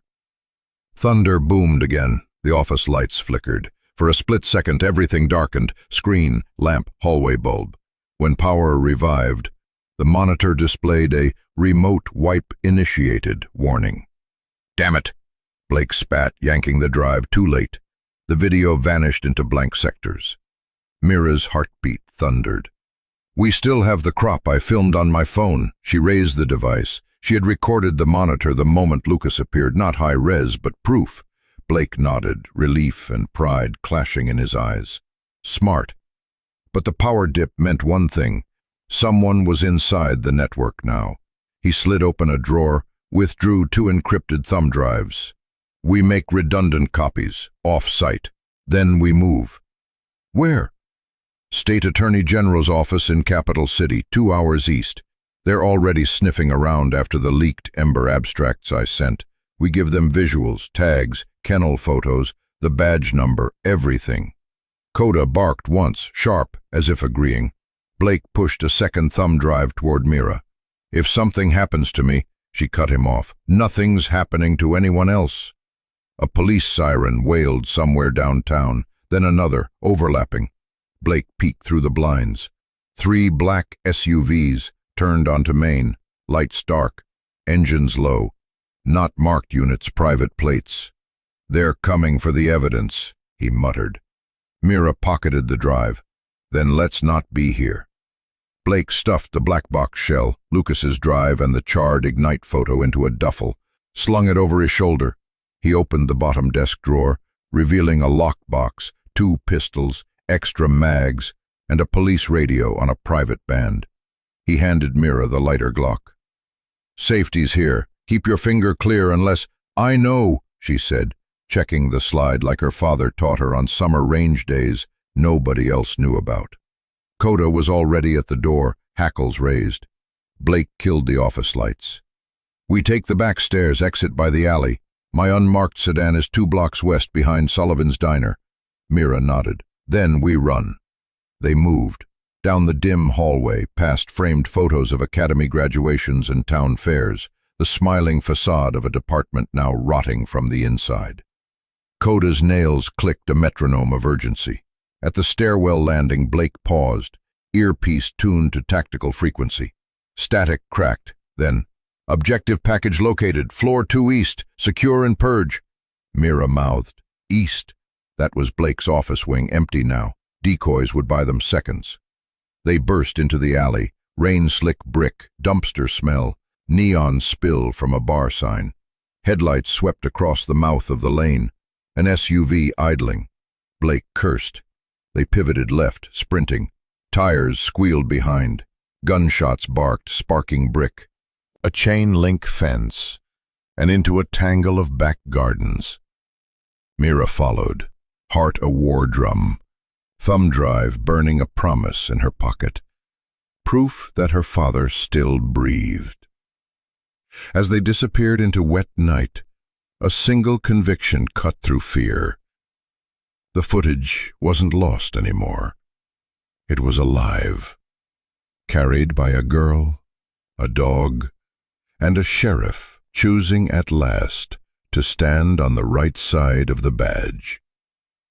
The sedan's wipers slapped in frantic rhythm, clearing arcs of rain-blurred neon as Sheriff Blake pushed the engine past 40, 50, 60, down County Route 9. Headlights carved the shaky tunnel through the storm. In the back seat, Mira cradled Coda's head, fingertips pressed against the warm thrum of his pulse, while thunder cracked overhead like a warning shot. 2 cars behind us, Blake said, eyes fixed to the rearview mirror. No plates again. They picked us up a mile outside town. Mira twisted, peering through fogged glass. Twin cones of light washed over the slick blacktop, closing fast. The drones of their engines sounded wrong, low, predatory, tuned for pursuit. She felt a thumb drive burn against her ribs inside her jacket. Coda lifted his head, ears pinned, a growl rumbling deep in his chest. Blake flicked off the headlights, plunging them into near darkness. Running dark'll buy us seconds. Where are we headed? Old feeder road into Thornridge Forest. If we make the cut-through, they can't follow with cars. Mira's heart hammered. Thornridge. The place her father used to take them for weekend campouts. Ghost stories, marshmallows, Coda chasing fireflies, and the hollow log that became a pirate ship, a moon base. Whatever story Lucas made it. Now it would have to be a bunker. Rain sheeted across the windshield, and the worn tires hydroplaned for a breathless instant before gripping again. Behind, the first pursuer swung wide, trying to box them from the left. Its high beams exploded through the rear glass, painting the interior white. "Hold on!" Blake jerked the wheel. The sedan fish-tailed, mud spitting from the shoulder as they veered onto a narrower lane hidden by drooping pines. Branches slapped the doors. Gravel hammered the chassis. The unmarked cars followed, engines roaring protest at the sudden terrain. Blake killed the dash lights and coasted, letting darkness swallow them. Ahead, the lane forked. Left, toward an old service shack. Right into raw forest. He cut right. The sedan shuddered over roots. Headlights still off, only lightning strobing the trunks. Memory, and slammed the brakes. "Out!" Myra burst from the rear seat into icy rain. Coda leapt after her, landing with a grunt, injured leg buckling but holding. Blake yanked the duffel of evidence, then jammed the sedan into neutral. It rolled forward, slow and silent, deeper into darkness, bait. Together they sprinted off the trail, feet sinking in moss, branches clawing at hair and sleeves. Myra's lungs burned, each breath tasted like pine and ozone. Behind, a door slammed, the hunters now on foot, flashlights stabbing through the timber. "Left," Myra whispered, tugging Blake toward a game path her father once showed them. Coda led, nose low, tail a wet flag. Lightning flash, slick bark, fern-blanketed ground, a fallen cedar yawning in the distance like the mouth of a cave, the hollow log. They reached it in seconds that felt like hours. The trunk's interior, rotted and roomy, reeked of damp earth and old decay. Myra dropped to her knees, crawling inside first. Coda followed, squeezing past, his flanks scraping bark. Blake slid in last, dragging the duffel, and settled the loose bark chunks to hide the opening, leaving a slit for air. Silence, except for their breathing and the drumming rain. Flashlight beams skittered among trees, white spears hunting shadows, voices muffled by storm. Spread out, north grid. Check undergrowth, dog is priority. Myra's pulse thundered in her ears. She reached for Coda, found his muzzle, felt the heat of his breath. Despite pain, his body remained still. Trained loyalty overruled instinct. Blake eased his pistol free, thumb on safety. A beam sliced across the log exterior. Footsteps squelched within yards. Myra held her breath so long her vision blurred. Then another voice farther off. Found tire tracks heading east. Cars empty. The light swung away. Footsteps retreated. Minutes passed, 5, then 10, before Blake whispered, "I think they bought the decoy." Thunder rolled westward. Rain eased to a patter on the foliage. Myra exhaled, tears she didn't remember welling hot. "This was our secret fort," she murmured, tracing the inner bark. "Dad said it would hide us from space pirates." "Ingenious man," Blake said, attempting a smile that never reached his eyes. Coda licked Myra's hand once, reminder of presence, of purpose. Blake checked his watch, its loom faint. "We wait 30, then move east on foot to the ranger station. Radios and snowmobiles there. Better odds." Myra nodded but kept her gaze on Coda. "You saved us again, partner," she whispered. "Pirates and real monsters, doesn't matter." Thunder faded. Crickets dared a tentative chorus. Inside a hollow remembered by a girl, a dog, and the echo of a father's laughter, the fugitives breathed as one. Absolute stillness before the next run. Because the night was long, the hunters persistent, but hope had found a place. Fire lookout cabin. 2 ridges east of Thorn Ridge, bare boards, a pot-bellied stove, and a single lantern with just enough kerosene to paint the walls gold. Outside, the forest breathed pine and fog. Inside, breath came in whispers, careful not to disturb the hush they'd earned by running. Night settled. Sheriff Blake kept watch by the window, silhouette framed against a slit of moon. Coda dozed near the stove, his head on crossed paws, one ear cocked for danger, even in sleep. And Mira, knees drawn up on the bunk, cradled her father's battered field notebook across her lap. The notebook had traveled from war zones to backyard barbecues. Its leather cover bore scuffs shaped like distant countries. She opened to a fresh page, dipped the stub of a pencil, and began to write. "Dear Dad, the woods kept us safe tonight. Remember the fireflies that first summer after Mom died? Coda still chases the shadows like they're light. I think he knows you're close, even when I can't see how. Blake found proof, real proof, that you're alive. We saw the footage. You fought until they took you. I'm sorry I wasn't old enough then to help, but I'm old enough now. We're still looking. We believe you." She paused. The pencil trembled between her fingers. Rain had started again, soft, insistent, tapping the roof like faint applause for the courage it took just to keep breathing. She swallowed, added another line. "Coda limps more when the cold hits, but he won't stay behind. He won't let me fall asleep first either. You taught him that. You taught both of us." Across the room, Blake cleared his throat quietly. He didn't intrude. He knew these letters were not meant for living eyes. Instead, he adjusted the stove damper, letting the fire settle into a steady glow. Mira kept writing. Words bled out of her like stitches loosening. "They burned the kennel where they hurt him. I saw the ashes, Dad. I wanted to scream, but Coda just pressed his nose against my hand, like you used to do on rough days, remember? He keeps me from drowning in anger. I think that's why they could never break him. His heart was always yours first."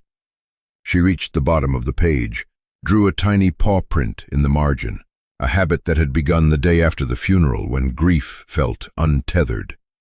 Then, as always, she closed with the promise, "We're still looking. We believe you. Love, Mira." The moment she lifted the pencil, Coda stirred. As if on cue, he rose, stiff leg protesting, and padded to the bunk. He circled once, then curled against her side, heavy head settling across her shins.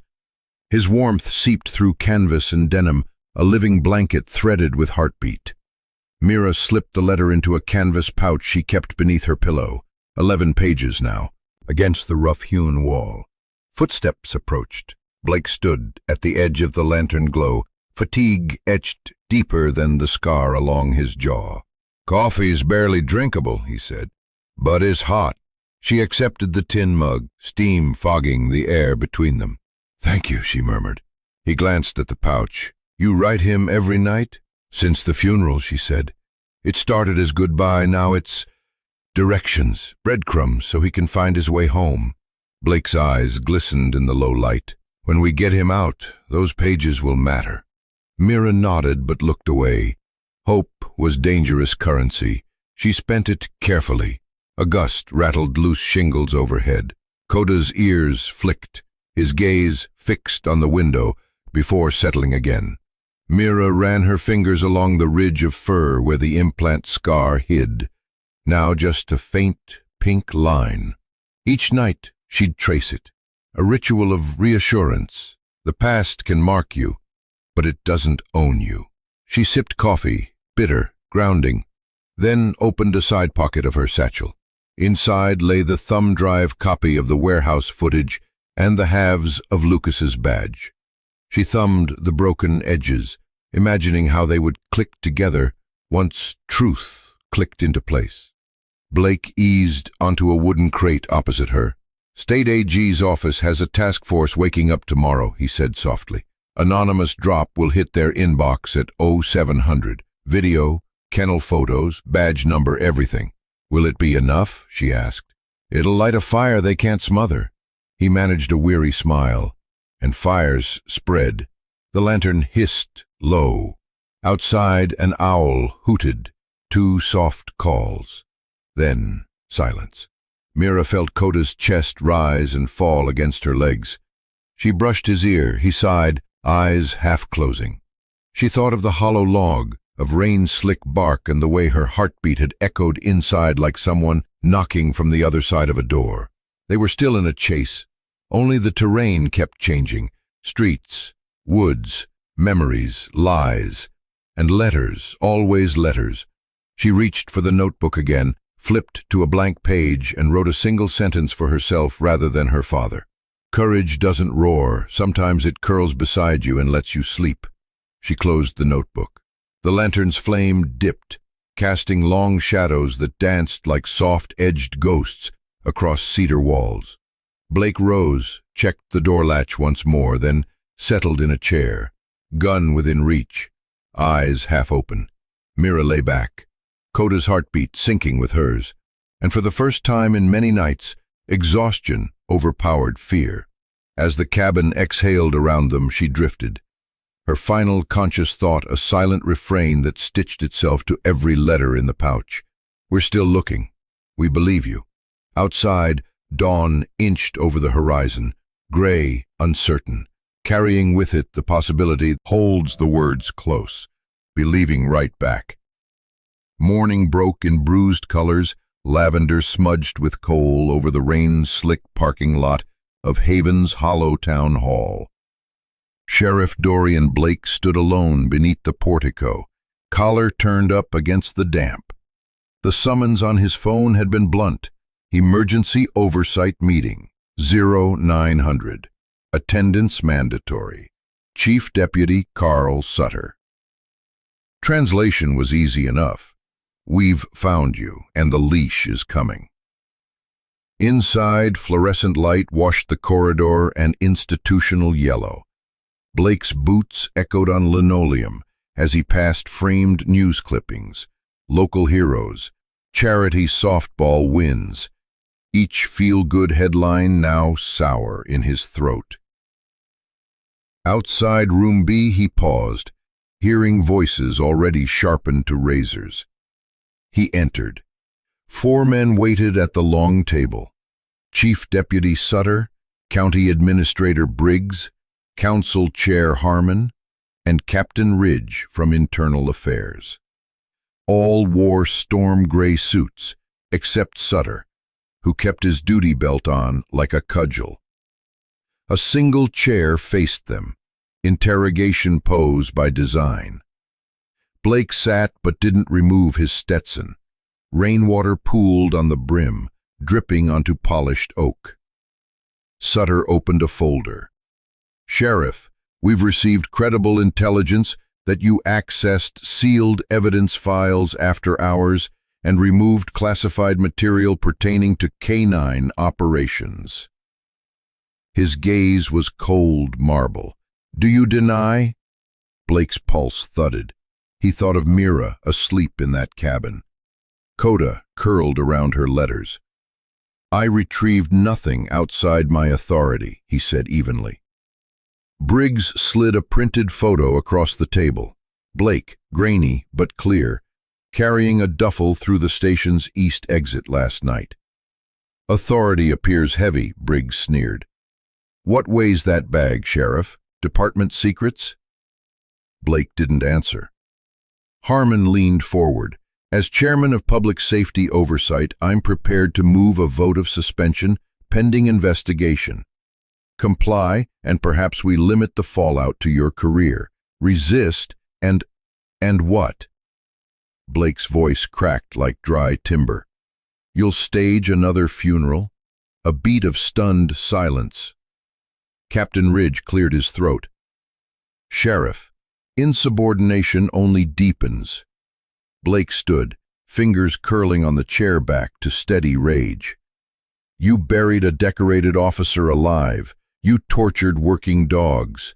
You branded obedience with electrodes. Now the truth scratches at your door, and suddenly I'm your convenient doorstop." Sutter's hand fell to his holster. "Sit down." But Blake didn't. He reached into his coat. Tension spiked. Hands twitched toward weapons. "Budget." Harmon paled. Briggs whispered a curse. Blake tipped his hat back just enough for them to see his eyes, bloodshot, resolute. "You come for me?" That drive hits every inbox from the State AG to Channel 9's nightly lead. Sutter smiled, a thin, practiced curl. "You assume we haven't the leverage to disappear a thumb drive and a disgraced sheriff in one sweep?" Blake shrugged. "I assume you can make bodies vanish. Data? Not so much. Redundancy's a beautiful habit." He tapped his temple. "Ask the tech boys how many mirrors I've uploaded since 2 a.m. Ridge muttered. "Encrypted leaks at sunrise. Rumor mill's already spinning." Indeed, outside the chamber, phones buzzed with push alerts. "Anonymous files allege illegal canine neural testing. County officials implicated." Blake breathed once, steady. "You have no storm big enough to chase that headline back into clouds." Briggs slammed a fist. "What do you want?" Blake picked up his hat. Accountability, immediate suspension of Sergeant Robert Benner, internal lockdown of evidence room, and a public statement requesting state oversight. Or keep posturing till the press vans park on your manicured lawns. Harmon's jaw worked. Sutter's knuckles whitened on his belt. Captain Ridge, eyes calculating risk, finally spoke. "We open ourselves to criminal exposure if we stonewall." He turned to Briggs. "Leaks already viral. Damage control requires cooperation." Sutter hissed. "Coward." "Pragmatist," Ridge replied. Silence congealed. Rain battered window panes like insistent reporters. Harmon exhaled, deflated. Motion to accept provisional state review, effective immediately. Briggs nodded with a resigned grunt. Sutter's glare could have scorched paint, but procedure chained him. He clicked his pen, hard enough to crack the plastic. Motion carried. Blake didn't smile. Too much ground ahead for relief. He swept up the untouched USB. I'll expect signed orders by noon. He turned to leave. Sutter called after him, voice a knife. You just ended your future in this county. Blake paused in the doorway, rain-gray light haloing his silhouette. A badge is brass, he said softly. Conscience is bone, one I can live without. Outside, Blake's boots splashed puddles as he crossed to his cruiser. He slipped behind the wheel, heart pounding from adrenaline's afterburn, then plugged the second USB, the real one, into a burner phone. Contact, Jamie Ortega, senior investigative reporter, The Sentinel. He typed, Ember files attached. Source, off record for now. Victim minor, evidence chain verified. Publish when ready. He hit send. Instantly, a blue check receipt appeared. Ortega's reply, a single emoji. Anyone below felt the tremor of truth rising like sun heat off asphalt. Her sat phone pinged. Secure message.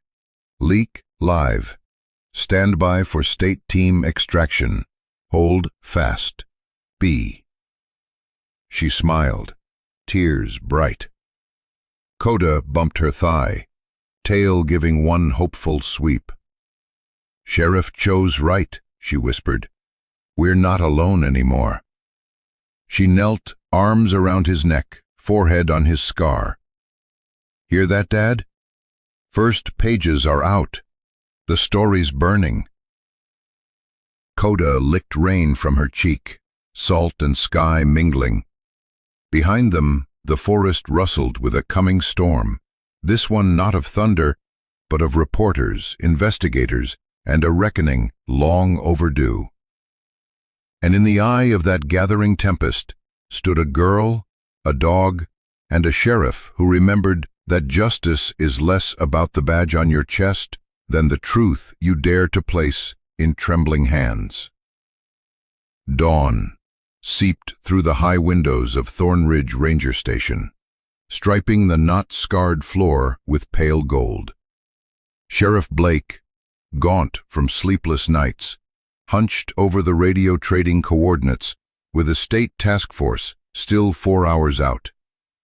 Across the room, Mira Foster knelt on a canvas cot, flaking dried mud from her boots, while her German shepherd, Coda, thumped his tail in half-hearted welcome.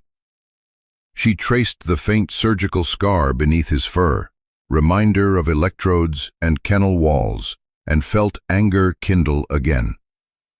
When her fingers found an odd bulge stitched into Coda's collar, curiosity eclipsed fury. She removed the collar, peeled back fresh thread, and slid out a waxed cloth square no bigger than a playing card. Blue grid lines, a red X, half-erased latitude, longitude. Lucas Foster's steady handwriting whispered through time. Mira's pulse skittered. Blake studied the scrap, recognition dawning. Army Corps Topo, mid-90s, he said, tapping the alphanumeric CP-04. That's Cold Point Sector, the abandoned lab 15 miles north. Outer gates stayed electrified long after the chemical leak cover story. Perfect place to hide a detainee. If they took Dad alive, Mira breathed. Cold Point's where he is. State backup would arrive too late. They'd go alone.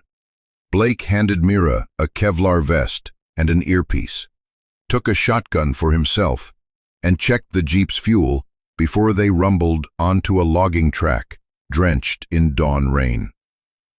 Mira sat shotgun, map fragment on her thigh, hand resting on Coda's shoulders. Each mile tightened the knot beneath her ribs. She could almost hear Lucas teasing. Adventure's just a story waiting for footprints. Flattening the fence, Blake's tester confirmed the lines were dead. Inside, graffiti covered one bunker door, but the hinges on another gleamed with fresh oil. Coda's hackles lifted, nose fixed on the polished door. Mira's heartbeat matched his growl. Inside, the bunker was anything but abandoned. new epoxy on walls, fluorescent lights humming. They skirted dusty lockers stuffed with empty IV bags and torn restraints. On a clipboard, one line remained. K9X, stims spike at 14 milliamps. Increase sedation. Coda's scar seemed to burn beneath Mira's palm. Map fragment pointed toward the utilities wing, Lucas's favored hiding place for answers. They found a humming server rack beside a still-warm diesel generator, someone's shadow nerve center. A laptop displayed live vitals. Patient, LDF, status, sedated. Mira copied the data to a thumb drive. Hope flared savage and bright. A clang echoed in the corridor. Blake killed the generator, leading them deeper through a maintenance tunnel, slick with condensation. Coda stopped at a blank wall, claws tracing a seam. Blake found a hidden latch, a section of wall pivoted inward, revealing stairs spiraling down into bedrock. Sub-level 3 smelled of antiseptic and ozone. A heavy blast door barred the final corridor. Blake's bypass unit whirred, greenlit, and the door sighed open onto glass-walled bays, most empty, one occupied. Lucas Foster lay strapped to a gurney, an IV dripping milky sedative, telemetry stuttering his fragile heart across a monitor. Gray stubble, hollow cheeks, but unmistakably Dad. The overhead speaker crackled. Isolation breach in sub-level 3, initiate countermeasures. Alarm screamed. Blake shattered the bay lock and Mira rushed in, stopping the drip, her hands fumbling buckles glued to skin by dried blood. Lucas's lids fluttered. Mira, he rasped. Coda crawled onto the gurney's edge, muzzle on Lucas's chest. One tear traced from father to dog. They had seconds. Blake tossed Mira a vial of flumazanil. She pushed the reversal drug as steel shutters slammed elsewhere. Together they wrestled Lucas into a rolling chair, IV yanked free, blood dribbling down his wrist. Coda took point despite his limp, Blake covering their retreat with shotgun raised. A security gate began dropping. Coda slipped under, barking them forward, and Blake barrel-rolled the chair through with inches to spare. Stairwell upward, 3 flights in darkness, concrete slick as ice. Explosive charges boomed below, guards breaching shutters. On the landing, morning light seeped through floored sergeant with a butt stroke and cuffs. Mira shoved the chair past the scuffle into soft rain, and the waiting medevac truck now rumbling across the clearing. Troopers fanned out, weapons drawn. In the open air, Lucas's lungs filled, color blooming faintly in his cheeks. "Home," he whispered. "Yes, Dad," Mira said, tears mixing with rain. She knelt to Coda, who collapsed in exhaustion, one paw over Lucas's boot, like a lock never to open again. Troopers lifted Lucas onto a stretcher. Medics swarmed. Blake leaned his shotgun against the bumper, shoulders finally sagging. Sirens in the compound faded. Dawn clouds parted, revealing a shard of sun. It lit 3 silhouettes, daughter, father, dog, breathing the same ragged breath of reprieve. The forest kept silent witness while love, carried in a collar's hidden map, tunneled through every layer of darkness to stand, at last, in the light. Antiseptic and rain mingled in St. Brigid's trauma wing, monitors crooning their soft electronic lullabies. Mira Foster kept vigil beside her father's bed, one hand on cold coffee, the other buried in Coda's ruff.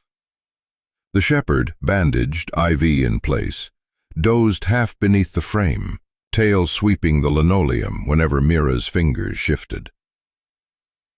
Lucas lay under a winter blue sheet, bruises ringing his wrists. a patch of shorn hair still tacky from EEG paste. Yet the worst toxins were flushed, the sedatives tapering. Nurses spoke in cautious optimism, purposeful hand squeeze, spontaneous eye-opening, before vanishing down the corridor. Mira wrote nightly letters in a battered notebook, the newest entry still damp with ink. Dad, they pulled the tubes this morning. You groaned at a nurse, so I know you're still stubborn. Coda's paw guards your rail. They let him stay because his vitals calm yours. When your eyes open, I'll be here. We're still looking. We believe you. A knock. Sheriff Blake entered in sling and sweatshirt, 2 cafeteria milkshakes in hand. Chocolate or vanilla? He whispered. Chocolate, she smiled. Any word on Benner? Marshals hauled him out at dawn. AG's office credited a minor investigator for the intel. He winked, but the monitor spiked a triple tone. Lucas's eyelids fluttered. Mira spilled her coffee, uncaring, and leaned in as hazel eyes, murky but searching, found her. Mira? The syllables were sandpaper, yet thunder to her bones. Tears blurred her vision. You were never gone, she choked. Coda told me. The dog heaved upright despite stitches, sprawling a paw across Lucas's chest. Lucas's others. We'll get them, Mira promised, pressing the notebook to his palm. Because you never stopped fighting. Proud of you, he whispered before exhaustion reclaimed him. Mira sat on the mattress edge, Coda wedged between father and daughter. The dog's steady breathing a lullaby stronger than machines. She dated a fresh page. Dear Dad, your first word back was my name. My first promise forward is yours. More dogs to free, halls to unlock. You taught me how to track the light. We're still looking. We believe you. Rain still hissed off hospital awnings as federal agents rolled in to relocate Lucas to a safe house.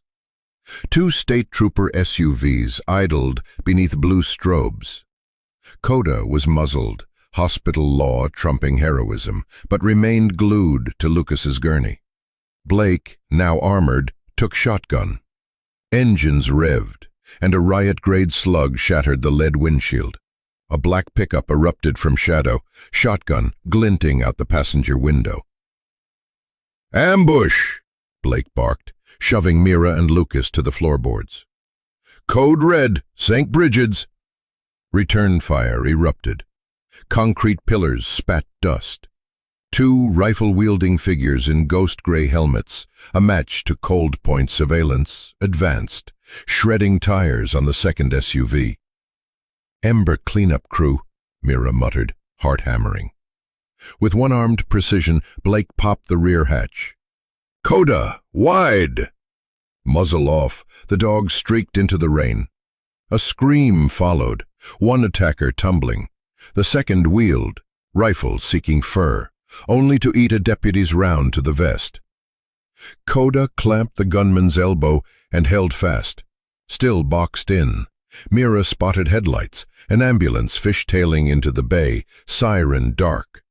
At the wheel, Dr. Elena Foster, Lucas's sister, coat flapping like a battle standard. Need a lift? She yelled. They muscled Lucas's gurney inside, amid fresh gunfire, Coda leaping in last. Elena punched the accelerator. Rounds spidered the rear doors, but the vehicle screamed onto the main road.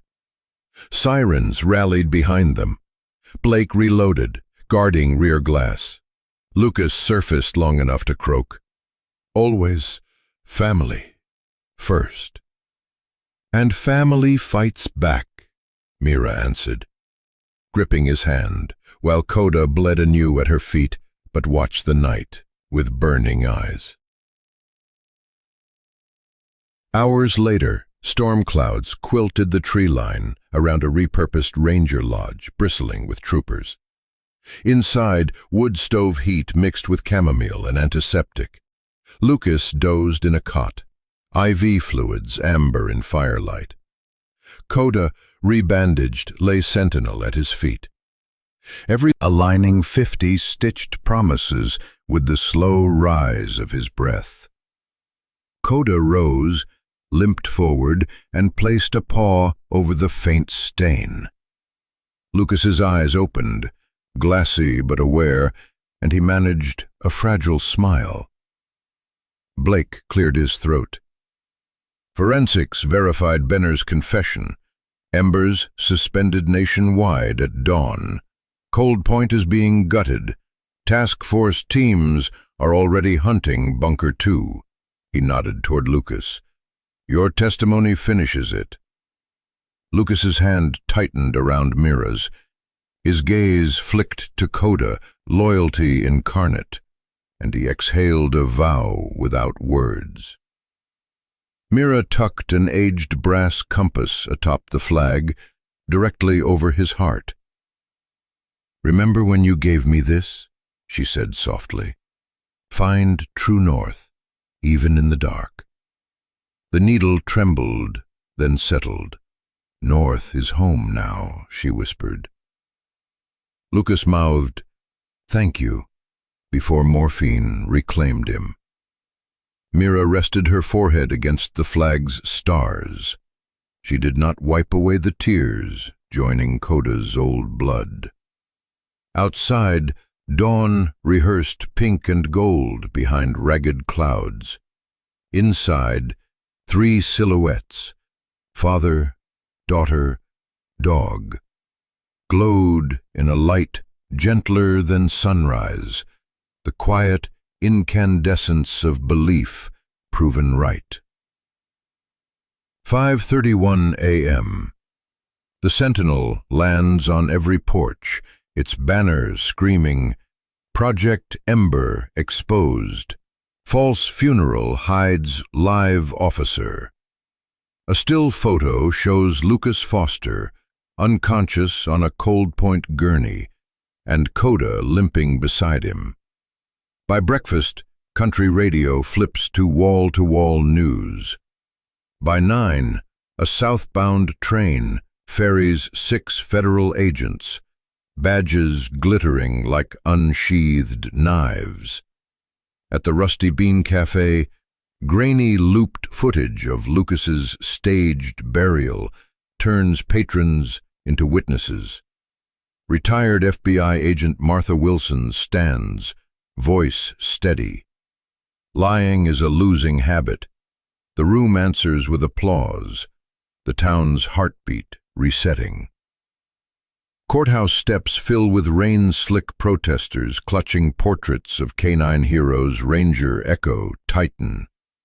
Handlers arrive in dress blues, their dogs wearing black ribbons. Homemade signs bloom. No more electrodes. Foster lives. Truth survives. Copies of Mira's dawn-released open letter pass hand to hand. Every star on the flag is an eye. They've been open all along. We finally chose to look back. Inside, Council Chairman Harmon faces cameras. Press questions. Why Wheeler Defense funding? Why Sunset? #Paw on the Truth trends worldwide. Coda's Paw on Heart photo fuels fundraisers for retired canine therapy, while legislators draft emergency oversight bills. Haven's Hollow, once hushed, reverberates like church bells rung for daylight. Autumn arrives on catpaws of yellow cottonwood leaves. On the courthouse lawn, a stage rises beneath the bronze statue of the town's first sheriff. Folding chairs fill with neighbors and uniformed handlers. Their shepherd partners sit statuesque at polished boots. Center stage, a cedar kennel, door forever open, bedding immaculate. A brass plate reads, Coda. Marigolds ring the base, bright suns to honor a dog still alive in story, but fading in flesh. Mira sits front row between Lucas, leaning on a cane, and Sheriff Blake, sporting silver in his hair. Across her knees lies the flag once stained by Coda's blood, scars cleaned but not erased. The mayor's proclamation quavers. Coda Hayes reminded us what loyalty looks like when humans forget.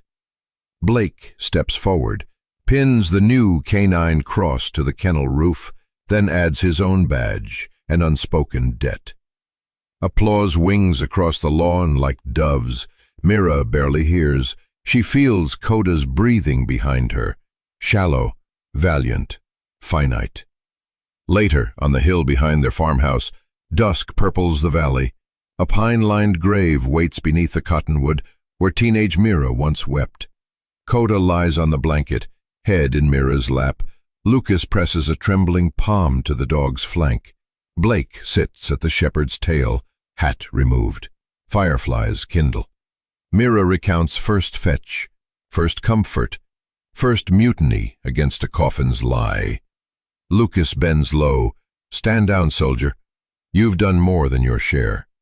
Coda licks Lucas, Mira, then fixes amber eyes on his girl, mapping her face one last time. You already found true north, she whispers. One long exhale, ribs still. Leaves applaud in the cottonwood's hush. They swaddle valor in cotton and memory, lowering him onto pine boughs. Blake tucks the recovered half-badge between Coda's paws.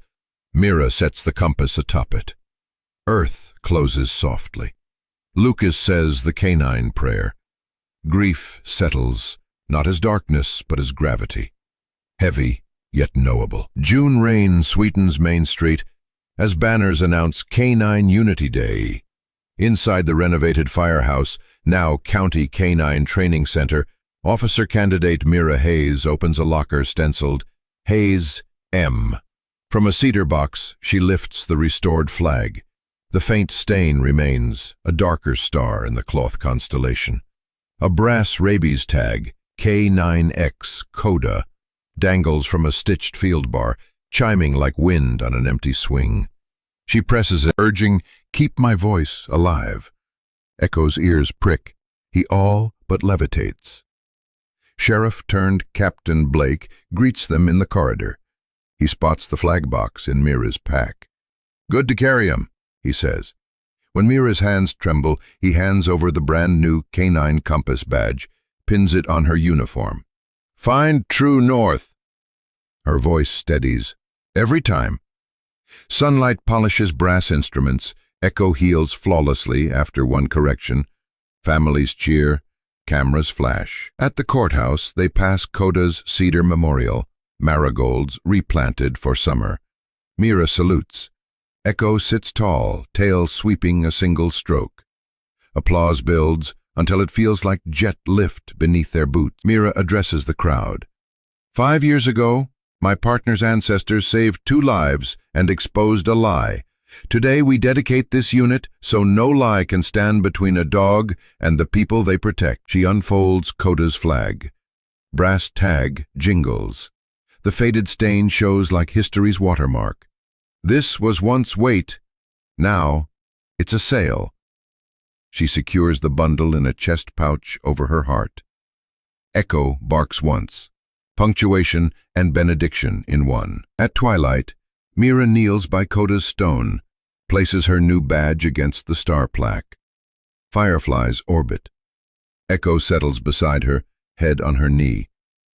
She strokes fur alive with young heartbeats, yet echoing an older rhythm. She looks skyward. Constellations kindle like watchfires. Hand in pocket, she feels the compass needle tremble, then stabilize. I've got the watch now, she whispers.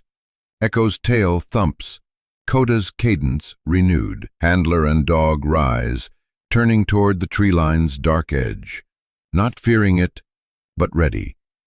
They carry light stitched from cloth, courage, and the echo of a bark that once spoke louder than any human word. Every wag, every nudge of a wet nose reminds us that love doesn't always speak in words. German shepherds, in particular, teach that truth with steady eyes and tireless loyalty. They guard our steps, read our moods, and offer a kind of devotion human hearts quietly crave. Coda's journey is a tender proof that when we honor the bond between person and dog, we're really honoring the best parts of ourselves: courage, patience, and the courage to hope again after loss. If today's story stirred something gentle inside you, you might enjoy leafing through the Humane Society's free Dog Enrichment Guide. It's simply a collection of little games and calm rituals that deepen the conversation we share with the four-legged friends already padding around our living rooms. No pressure, of course. It's there whenever you feel curious. For now, maybe